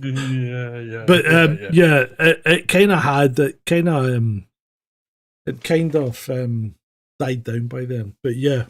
Well, I know my mum ended up. It was a laugh though. It was a laugh. Probably it was about politically incorrect to the max. Yeah. My mum worked in Cardiff police station as a traffic warden. Yeah. Back from about I suppose she was at Central till probably about 2000 and something. So she was there from about 1994, I think, 1990, about then, 1992 maybe. And she said that she would never leave anything in the lockers because someone was always going around and breaking into the lockers. Unless it was anybody in there. Oh, but unless maybe the corruption was just internal. The only thing you could leave lying about a police station was money. Because nobody would steal money, right? Anything else was fair game. You could not leave money lying about. You could leave money lying about, but you couldn't leave anything else. I mean, people would steal your handcuffs or your baton. I think the Cardiff Free would have something to say about this conversation too. Yeah, well, that in our station, it was always any equipment was fair game, so you always locked all that up. I do the police auditing, but it's kind of like police have got so wise to it now on most occasions that they just leave you alone. And so especially in like a place like Cardiff, I just end up going out and filming and looking for police action, but the police just they're getting better. But they're getting less as well. All of the police stations are closing up. So. Oh yeah, and the same thing's happening here. It's crazy. Yeah, I mean, absolutely crazy. I don't even know. If you wanted to call the police, you would have to do it by some sort of device. Oh yeah, you can't. I mean, my wife, something happened, and she went round to the police station the other day. Well, the other month or whatever. It was a while ago, but she went round to the police station, and the police station's in the town hall, but there's no police there. There's no police there. No. They've got part of the town hall as their police station, but there's no police there. All there is a fucking phone on the desk. So if you want to report something to police, you pick up the phone and you're talking to the control room in Govan. It's like, what's the fucking point? It's watching the end of an old system and the beginning of something else coming, and it should be a big sign to people, because what comes next is never better. It isn't going to be better, because this isn't going to be. Most of it isn't going to be human. Most of it is going to be replaced with technology. So if you can reach somebody, it will be an AI bot who will automatically decide on what's next best action to take based on statistics and previous results. And it's like the only supermarket I can shop in now locally is Iceland, because they're the only one. They're the only one that don't have self-service tills. Yeah. Wow. What? Yeah. So that's that narrows down your options. Yeah. And I remember there's a British, very underground artist called Headache, who used to be the lead singer of Ice Cream Headache. And he had a wicked song. I mean, most people won't know it. You should go and find Headache's song, the manager and the security guard. And it's just, that's all supermarkets in the future, you know. It's just the manager and the security guard. Even the people won't even be in there. Yeah, because you won't need There'll them, be will you? bots picking the shelves, and it'll be delivered to your door, because you won't need to work either. You won't need to go out onto the bus. There won't need to be buses anymore. You won't need to go to a workplace, because you're doing it on webcam now. So you're in your house, and you don't need to go to the cinema anymore. Why would you? Because you can go and Stream you can own nothing and be happy in your home. Everything. To school, university, business, everything, all online, so you don't need to leave home, and all that's there is not even the manager and the security guard. Eventually, just the robots. AI. Yep, AI all of the way. Yep. And then, okay, then you've got this. This is something we know is going to happen. We got to work out, what does that mean? What does our next stage look like? Is it a good thing that we no longer have to be beholden to going and shopping ourselves? Is it a safe thing? Is it a sane thing? Is it better for AI to work out what we should eat based on actual logical information, if that's what it's choosing, rather than humans deciding from like some bowl of dust somewhere? I know that sounds nuts, but that's kind of how it's done. There's like a place where the average type of something is held in, and it has nutritional value that's testable, so that you can understand it. I mean, is shopping a thing of the past, and is that a good thing? Is driving a thing of the past, and is that a good thing? Is all of these things that we're losing, are they going to be replaced with anything? No, you see, this is where you end up with no interaction whatsoever. So you end up with people that can't interact with each other. I mean, look what's happened to kids that didn't interact with other kids. Apparently they're going to school and they can't, some of them aren't even toilet trained, and they can't write. I mean, the kids from the lockdown are now going to school, and some of them aren't toilet trained. Can you imagine the things that they could be tricked into doing, taking, or be given? The fact is, you don't need to work out what I mean there, because I think you do, and I always got to be careful what I say on different platforms. I know. Maybe you're not allowed to mention certain things, because algorithms and AIs will find you and will tell you off. We're already in a world where these kids, there's loads of them who haven't got a clue what's going on outside.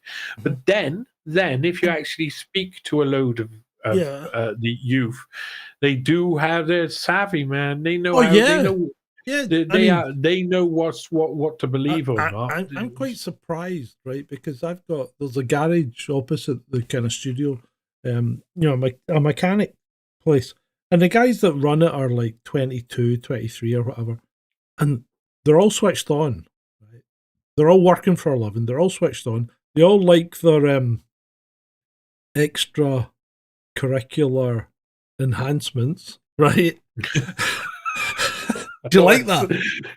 Yeah, extracurricular enhancements. Do you like that? That sounds like a vibrator. Yeah, but they all like that of the weekend. But they're switched on, and they seem to work hard, and they're all they're not woke at all. Not at all. In fact, they're quite unwoke, to be fair. It's actually it hasn't changed an awful lot from when I was younger as well, which is strange. Just the extremes. Yeah, it's just the extremes. We're being fed a very small amount of people.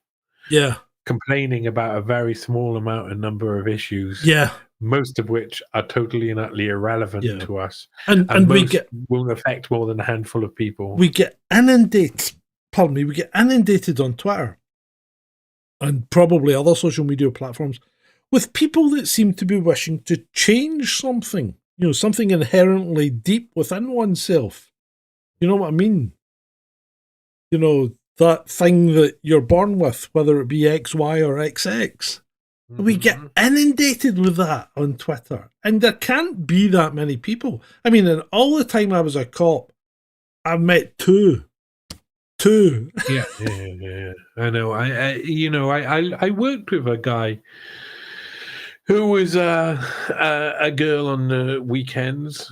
I used to say that to people because sometimes, like, you'd get an email, and somebody would say, "Dear Julie," and I'd go, "No, the name's John. I'm only known as Julie at the weekends." Yeah. Well, I knew a guy who went by the name Christine Black. I worked with him. I asked him where it came from. In actual fact, I've done that a lot. I knew someone called Christine Black as well. Be careful. Be careful how well you knew her. But still, the fact is that a lot of it, people know where it comes from. Yeah. Kids don't know where it comes from. It just comes from the fact that they've heard things and they thought these are the combination of things that I could be. And in actual fact, in reality, when you're grown up, it's a very small amount of people who want to continue living an alternative lifestyle like that. Yeah. And the majority of people who are young will always regret. We should be saying, we may not have to make it legal, but we should be saying to everybody, all kids, don't make your decisions early on. Just don't make your decisions early on. Just leave it until it makes sense to make decisions. I used to say you should have to be about 30 before you picked what A-levels you wanted to do. Okay, you got it. I think we should redefine adults. Yeah. I think we should. It should be 30.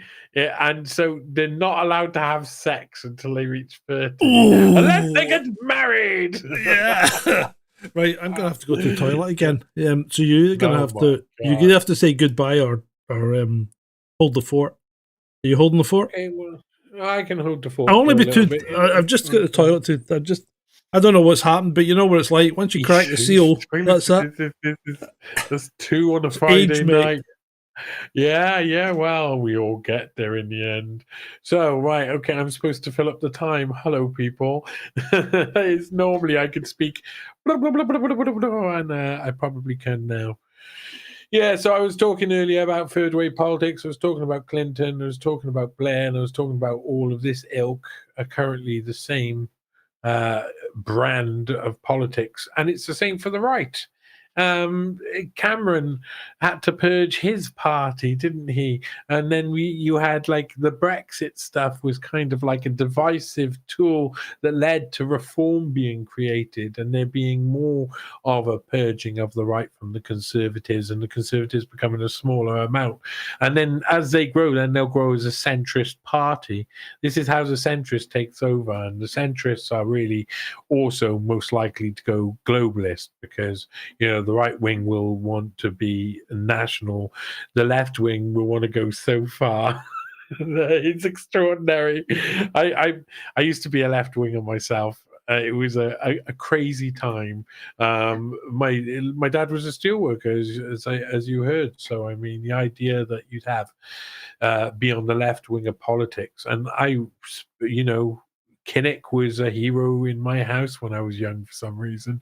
And the idea of, this is it. We're going to, Arthur Scargill, like my dad marched with and stuff. We're going to have a left-wing future. And then the left just dissipated. So you expect a rise of the left in the same way that there's been a rise on the left with reform. That sounded like you've, that sounded relieving. That's better. That's grand. Being a man is not bad at all. That's just like the old days when Ben and I used to go on for about 3 hours. But The only problem with them was I was in a different premises and I had to go up and downstairs to go to the toilet. Here it's just literally behind me, behind that flagged wall. Well, you got a bedpan. No, it's a proper toilet. It's a proper toilet. Oh man, you need to get yourself a bedpan like a real man. I bet. That'll sort you out. You won't need to take all of these One of those anymore. funny shaped bottles. Oh God, no! Oh, somebody spotted my longitude and time calculator while I was on Sonia Pilton this morning. I like that. It always winds them up. They know where you are. No, see that. Yeah, no. Flat Earth map. No. Oh, because you're only looking. Right. You're looking at a tiny screen. Sorry, but yeah, a tiny screen. Yeah, because so I can make I can make the other one big. Yeah, it's just because it's because of the way the software works. But yeah, I mean, if I it was flat, was he a flat? I didn't know that. What? No. Why didn't anybody tell me about? Look, see, can you see it now? Yeah, see that? Yeah, that circle. That's it's my longitude and line and time calculator. Oh, I'm not sure what that means. It's a flat Earth map, but it winds people up. I always think it's brilliant. I had a Mexican. I had a Mexican in Cardiff. Would you believe what would be the chances that a Mexican would suddenly come into your life in Cardiff? I mean, I always thought that was unlikely, but suddenly it happened, and he was a brilliant weed dealer, but then he would also like slip me other things all of the time, and it was like he's a very suspicious fella. I'm not sure whether or not to trust. So I'll let him into my life a little, and I did leave him into my life a little. And he not only did he keep slipping me drugs all the time, which I found fairly acceptable. He'd be like, "You have this chocolate. It has MDMA in it. Ah, yeah, bastard." Things like that. But he would also try and slip things into my mind. And he used to try and get me to believe in flat Earth. He used to drug me and get me to believe in flat Earth. I'm serious. I have to admit that I would be consensually drugged. Because, that's the way it was. Hold on. Most people, I don't take this the wrong way, YouTube censors, but most people would drug people to have their wicked way with them, not taking he wouldn't even, for some of the drugs, he wouldn't even charge me. He would just give me the drugs, and then he would spend his time trying to convince me that not only was he like a big time some sort of cartel guy, but in also, Cardiff, I have to say, he was an extraordinary character. It was hard to kind of like work out what the hell he was. But he spent a lot of time trying to convince me of flat Earth, thinking that I was unable to think while under the influence. Yeah. Do you not think though that everyone that lives in the New World, particularly the northern hemisphere of the New World, is a fucking actor? They seem to be born as an actor. Don't they? Yeah. I mean, when you see them on TV and they're like, yes, well, I was looking down the road there and I saw this huge object appear over the... And it's like, for fuck's sake, they don't talk normally. Maybe we spend more time, because maybe when we're watching TV, movies, clips, we switch on our mind to accept information much more than we do day to day on general. So where we're just in our own mind and in our own thoughts. So maybe we just train ourselves to, and that's why, I mean, we know the media influences, because it's, it's a psychological thing as well. It's always been used as a psyops. And it's a brilliant way to slip something into the narrative as well. So I reckon there's a bit of that in there. Bit of that. Yeah. It makes me think again, Latin America as well, when I'm thinking about that. I was talking earlier about International Visitors Leadership Program, that it wasn't only Tony Blair and Gordon Brown went through, but Margaret Thatcher and Ted Heath and that Scottish Hamza Youssef also went through this like Rockefeller funded program. Yeah. And that actually started off as a wartime music program where they sent Bing Crosby and stuff Yeah. down to Latin America to sing songs to Latin American audiences to make them say, hey, I don't want to get in bed with the Russians. I'll stay in bed with these Americans. So it was what they used to do in World War II in Vietnam and things like that, and send that out. was the actual. Yeah. It was that was where the International Visitors Leadership Program started. Was from those beginnings. This program that was about trying to get leaders and people in a country to bow down to you using all sorts of different mechanisms of joy. Oh God, that's mental. That. Mechanisms of joy. I think we know that's most of their ammunition is things that cause joy to people for a small amount of time, but you won't want the camera footage to be shown. Oh, good grief! What about speaking of camera footage? What about Diddy then? What do you take? What take have you got on Diddy? Oh, well, everyone's got a take. I went and had a little look around. I saved a load of stuff that was on one of Diddy's sites. He's interesting guy, and I think there's loads of stuff that is going to be discovered, and none of it's going to lead to him actually being tried for the things that he should be being tried for. There will be a very limited amount of prosecutions, maybe 2 or 3 that come from it. They'll all be controlled really well. A bit like Maxwell. It's just it just really Diddy will take the main 4, and you'll hear the name Diddy. If they wanted to sacrifice more people, you'd hear Diddy and so and so and so and so and so and so. Other people may be shouting at them, but the official narrative is just, oh, look at that terrible guy. Like, look at Jeffrey Epstein and Ghislaine Maxwell. They were the terrible people. There was no one else there. Ignore the other 100 terrible people. We'll call them victims. Yeah. Don't mention Bill Clinton or Bill Gates or anybody else that was on that plane. Well, Bill Clinton's a victim of himself, if you ask me. Yeah, he is. Great orator, though. Great orator.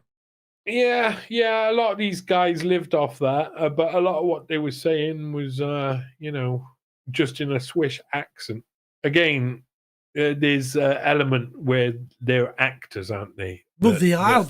And the thing is, acting like that and acting with that degree of bravado and charisma and control and putting out that kind of gravitas and truth, even though it's an act, it gets you a long way. Yeah, that's what makes a leader. A leader is someone who can repeat lines that will emote an audience in a way that allows them to manipulate people. Yeah, that's really what it is. And I've never been good at remembering long lines. I have to write them down, read them off a screen. So that's why I'm not a leader. That's okay, Joe. It's okay. The ice cream's coming. Oh man, this is. I mean, if you want leadership, there you go. What's going on at the moment? And when I look over in the States, it's just insane. It's I'm not even sure that Donald Trump will make it to November, to be perfectly honest. What happened to him? Because he seemed to have a kind of episode when he was doing a speech. It was as if his batteries ran down. Did you see that? No, but he was like he was like this, and he's going, well, we're going to make it great again, and it was like it's as if his batteries had ran down. I don't know if anyone else saw that. No, I reckon that you've got to remember he's 78. He does so well so often. They should probably just. I don't know if you've seen Shane Gillis. I think it is. Doing his Trump impression, they should just swap him out every now and again. We like a little bit of comedy, and it's always indistinguishable from each other. Has it? Yeah. But it doesn't matter. It doesn't. I think we should really realize it doesn't matter who's actually in charge. It's the people Oh, around of course him it doesn't. that are the issue. Yeah. And the people now around Trump are like, wow, they look like the establishment, really, the future Yeah. establishment, the technocratic establishment. There'll be Teal hanging around, Musk hanging around. Yeah. What's the face? Tulsi Gabbard, Yeah. who's I've been like calling construct on her for years and years. Robert F. Kennedy Jr., who I've said a lot about, I've written about at some point. I think he's just not a real. I'm not a fan of that guy. Well, he was a naughty boy, you know. He's a very naughty boy. It doesn't make a lot of his life doesn't make any sense. Yeah. Yeah, but the whole family were naughty boys. I mean, they've always been naughty boys. It's very interesting though, because his father married into the German-Prussian lines of ancestry.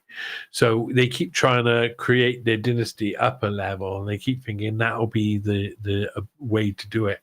And he was like in the night. I mean, his dad was killed like 1968. I think it was like June or something, beginning of June, 1968, and then.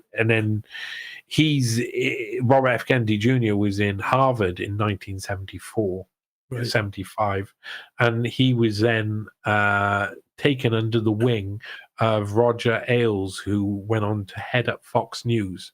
Yeah, he was basically a Republican. Yeah. So his Robert F. Kennedy Jr.'s family had all been Democrat leaders, and Robert F. Kennedy Jr. was supposedly going to be a Democrat, and the Republicans, in that sense, killed JFK and probably helped in the assassination of Robert F. Kennedy Jr. because mostly the CIA was run by Republicans back then, quite regularly. George H.W. Bush was CIA, who was in Dallas at the time, but can't remember. But can't remember. But there's a picture that looks a little like him, but there's and there's rumors and I'm not all of that. You'll never really know, but he was definitely CIA. Became the head of CIA in 1976. Are the Bushes related to the royal family? Yes, the Bushes are related to the same in the same family ancestry as Bill Gates as well. They go back to, if you look at the lines of the Bushes, you go back to Sir Geoffrey Gates, the third, second, and first, who were knights of Henry VIII. King Edward, was it Edward VI? I think it was who King Henry's sickly child, who ruled for for a bit of the youth. They were the ones who tried to get him to put Jane Seymour on the throne. And Jane Seymour, is it Jane Grey? I always say Jane Seymour. Yeah, that's because Jane Seymour was hot in her day. She was, but Lady Jane Grey on the throne instead of bloody Queen Mary, and they all got their heads chopped off the first day bloody Queen Mary took charge. But they're from the same stock as Stephen Gates the first, I think, who was their child, is also probably within Scottish born Queen Mary, wasn't she? It's not only Bill Gates, George H.W. Bush. It's also there's another one. There's who else is it that is related to? Oh, Truman. Oh, yeah. Harry Truman as well. And he's the interesting one because that's the start of the CIA and the start of what's the modern deep state. Yeah. Dirty. I mean, it just goes on and on and on, doesn't it? It really does. Yeah, that's time. This time we just nothing changes but the shoes or the clogs or the desert boots or whatever is the popular fashion of ye day. Prestos. I read a joke the other day on Twitter, which was quite apt. I'll try and get through it and see if it's okay. So. Two Arabs and a Jewish guy are sitting on a plane, and the two Arab guys are nearest the window in the middle seat, and the Jewish guy's on the aisle seat. And the Arab guy says, I need a drink. I'm going to go and get a Coke. You know, the one at the window. And the Jewish guy goes, I'll get it for you. So he gets up and he flipped his shoes off and left his shoes in the seat. And he walked up and he went and got the guy's Coke, brought it back and gave him a Coke. And as he was away, the guy in the window seat picked up one of the shoes and put a big grogger in it. And then when he came back with the Coke and gave it to him, the guy in the middle seat goes, oh, that looks really good. I'd like a Coke as well. And the Israeli guy goes, I'll go and get it. And he went up and he got another Coke and he came back.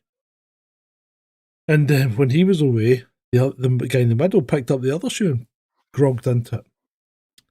So the flight continues on. Not a long flight. Flight continues on. The two guys have their Cokes, start to land. Everybody has to put their tray tables up, and the Jewish guy slips his feet into his shoes and he's going, and he knows exactly what's happened. And he says, oy vey, how many times, how are we supposed to live together when we continue these childish practices of spitting in each other's shoes and pissing in each other's Cokes?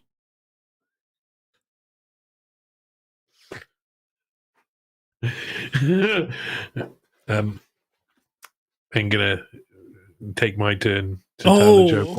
Okay. What would you call a Liverpudlian Islamic fundamentalist? I don't know. Oh my God. Craig Charles? No. Mohammed Ahmed.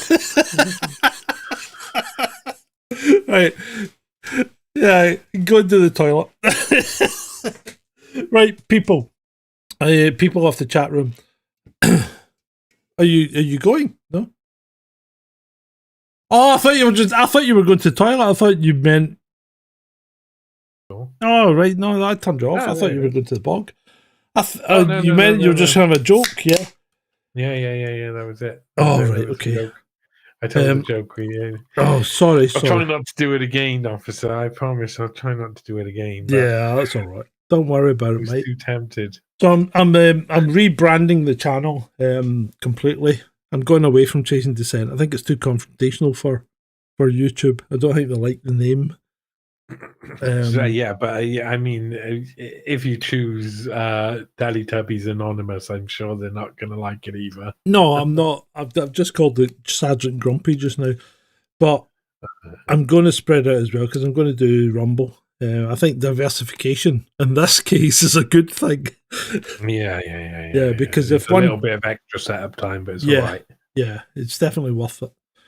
So I've got a Rumble channel set up, and then we'll get the UFO stuff ongoing as well. And if you want to, if you ever feel that you'd like to contribute to that, just give us a shout. Well, maybe because I could bring a lot of history to the UFO table, I suppose. So this might actually be quite objectively. I've got no evidence of it. Yeah, well, that's the problem.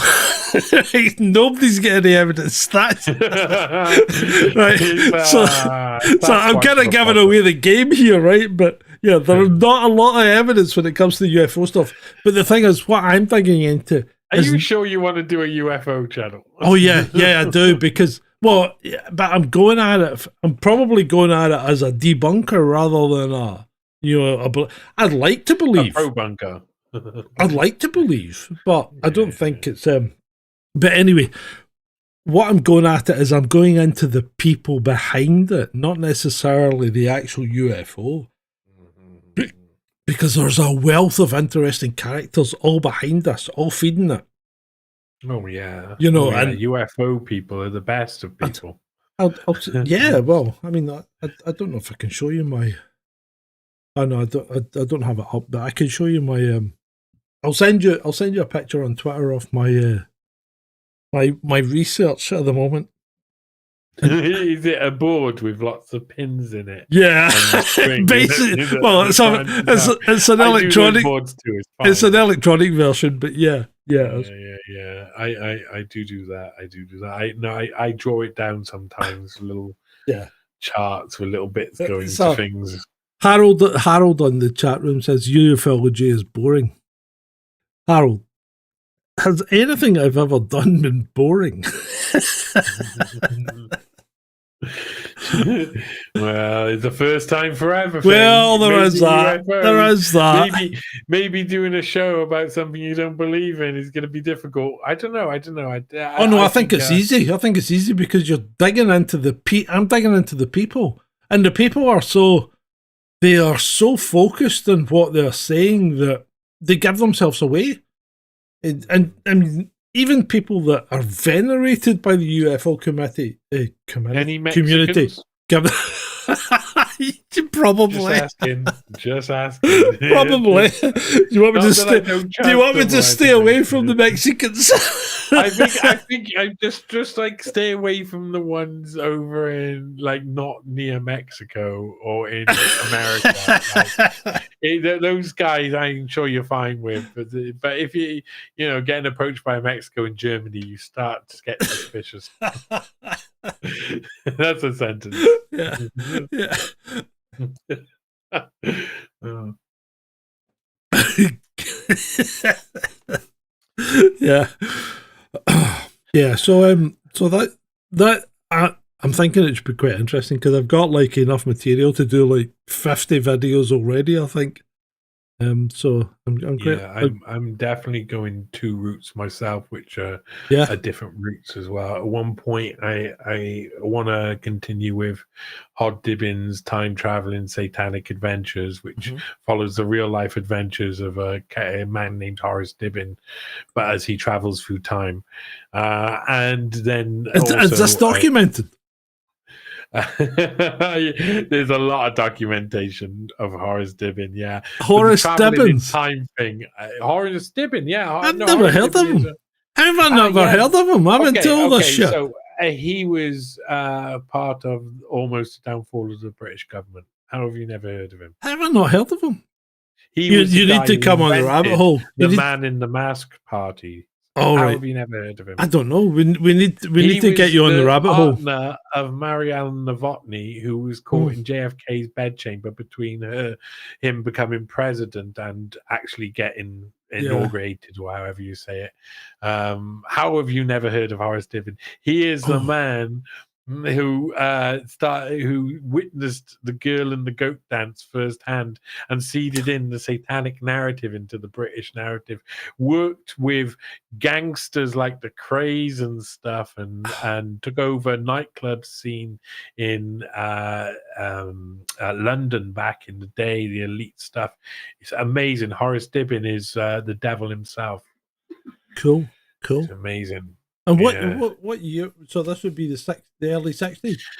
So that would be late 50s, early 60s. Horace Dibbin takes over the Esmeralda's barn in 1957. 2 years after, or maybe it's 1956, but it was just over a year after Esmeralda Gulan, who owned the club, had been found gassed to death in her flat. Right. And then suddenly her nightclub, elite nightclub, gets taken over by these intelligence-linked gangsters, and he is an intelligence-linked gangster. His wife Marianne Novotny, ended up drowning in jelly. I always, every time I say that, I laugh, and you shouldn't laugh at a woman drowning in jelly, but unfortunately it's just like every time I say it, because it's true as well. She, they say, oh, she took an overdose, so yeah, but she couldn't breathe because of the jelly she was drowning in. So that's, I mean, what was she doing in jelly? I don't know. She must have taken a train. No, she was a fantastic woman, Mariella Novotny. They had to go into hiding and change their names. There's a whole story there which is totally hidden. After he run Esmeralda's barn, he went off and he opened up the Black Sheep. Only black sheep allowed, the elite black sheep, and it was very satanic in ideas. At the same time, he was Mariella Novotny was caught in America in JFK's bedchamber, and she's being smuggled out by CIA and FBI with Horace Dibbin waiting for her on the other side. Her husband, it's just insane. He's in his 50s. She's like 18, 19. and he controlled women. He talked about controlling them as a Pygmalion girl, where he basically had full control over their mind and what they did, and made them have sex with men at elite sex parties where all of these guys went. And they talk about it as well. There's multiple books about this subject. There's lots of naughty additions that aren't real, and there's lots of I think like misdirection as well. But I what don't was- know. What was the movie? What was the movie? Where the guy tried to turn the flower seller into a prostitute, or No, the prostitute into no, flower he seller? tried to turn You should sell flowers instead he of your tried to body. turn the flower seller into an aristocrat. My Fair Lady.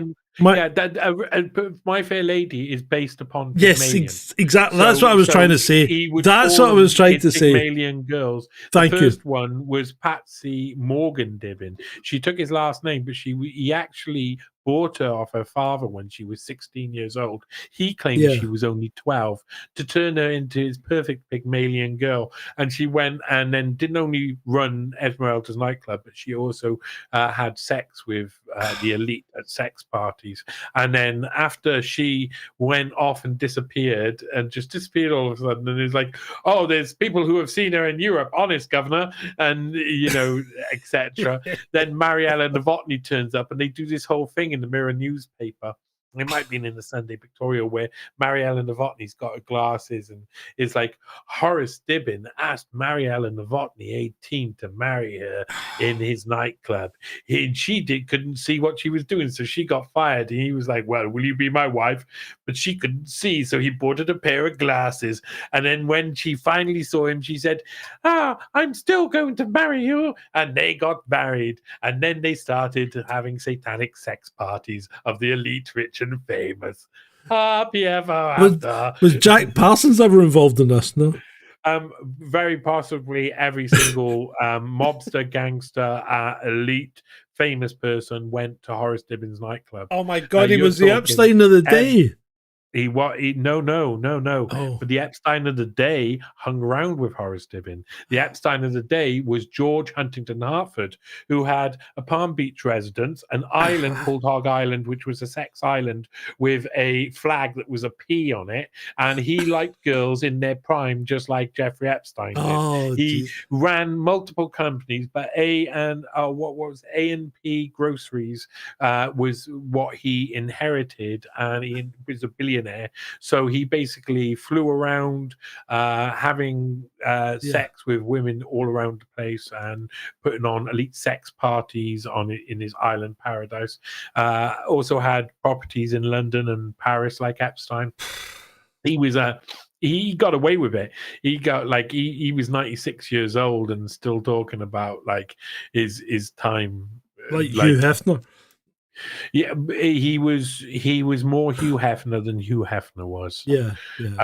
He was the real deal, George Huntington Hartford. They're all part of the Black Hand series. I've studied these people inside and out. There's some amazing, honestly amazing. Every story that you think, or not every story, but lots of stories that we've used in other things in culture originate from this very small group of people.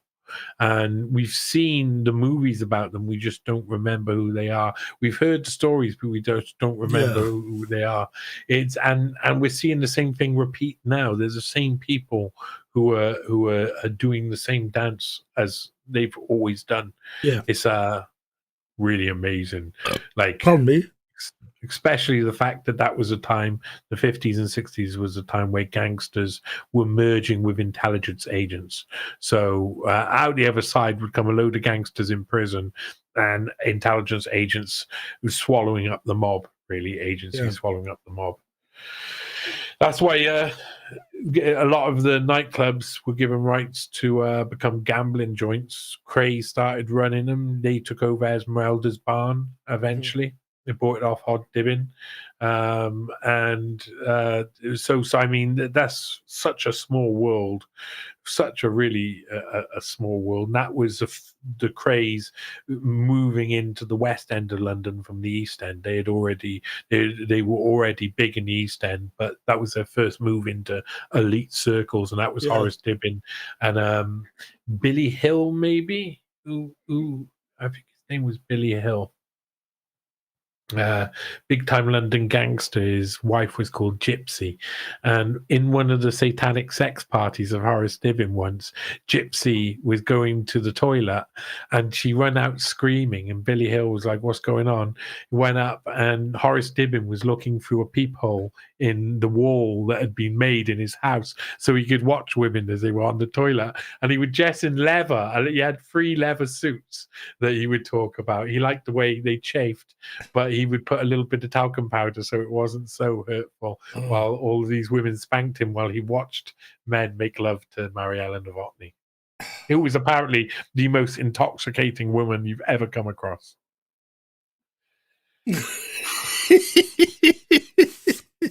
London.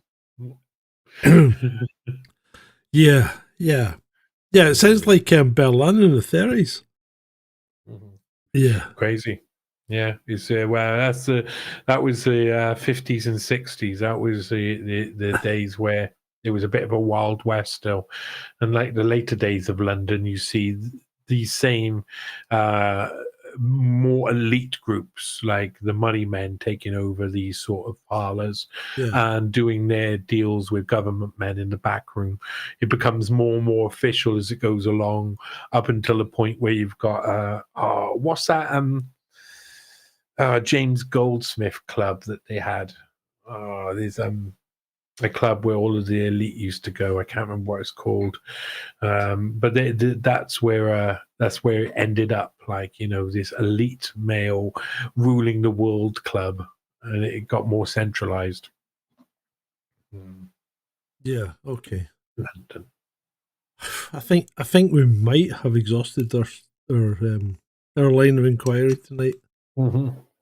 Yeah, most definitely. It's been most definitely. I've really enjoyed this. Thank you very much, Johnny, for coming along. Yeah, happy. And I'd love it if you came back again, especially with some of the revelations that you've given us tonight, because there's a lot more to be explored there. Yeah. I think we could dig into some really esoteric stuff. So that sounds fantastic. Yeah, man. I'm happy to come back. It's nice to hang out with someone who who's got a passion for talking about stuff that's alternative anyway. And I love having having a gas. Yeah. That's been fantastic. Thanks very much, Johnny. And we'll see you again, mate. Yeah. Thank you. Love and kisses.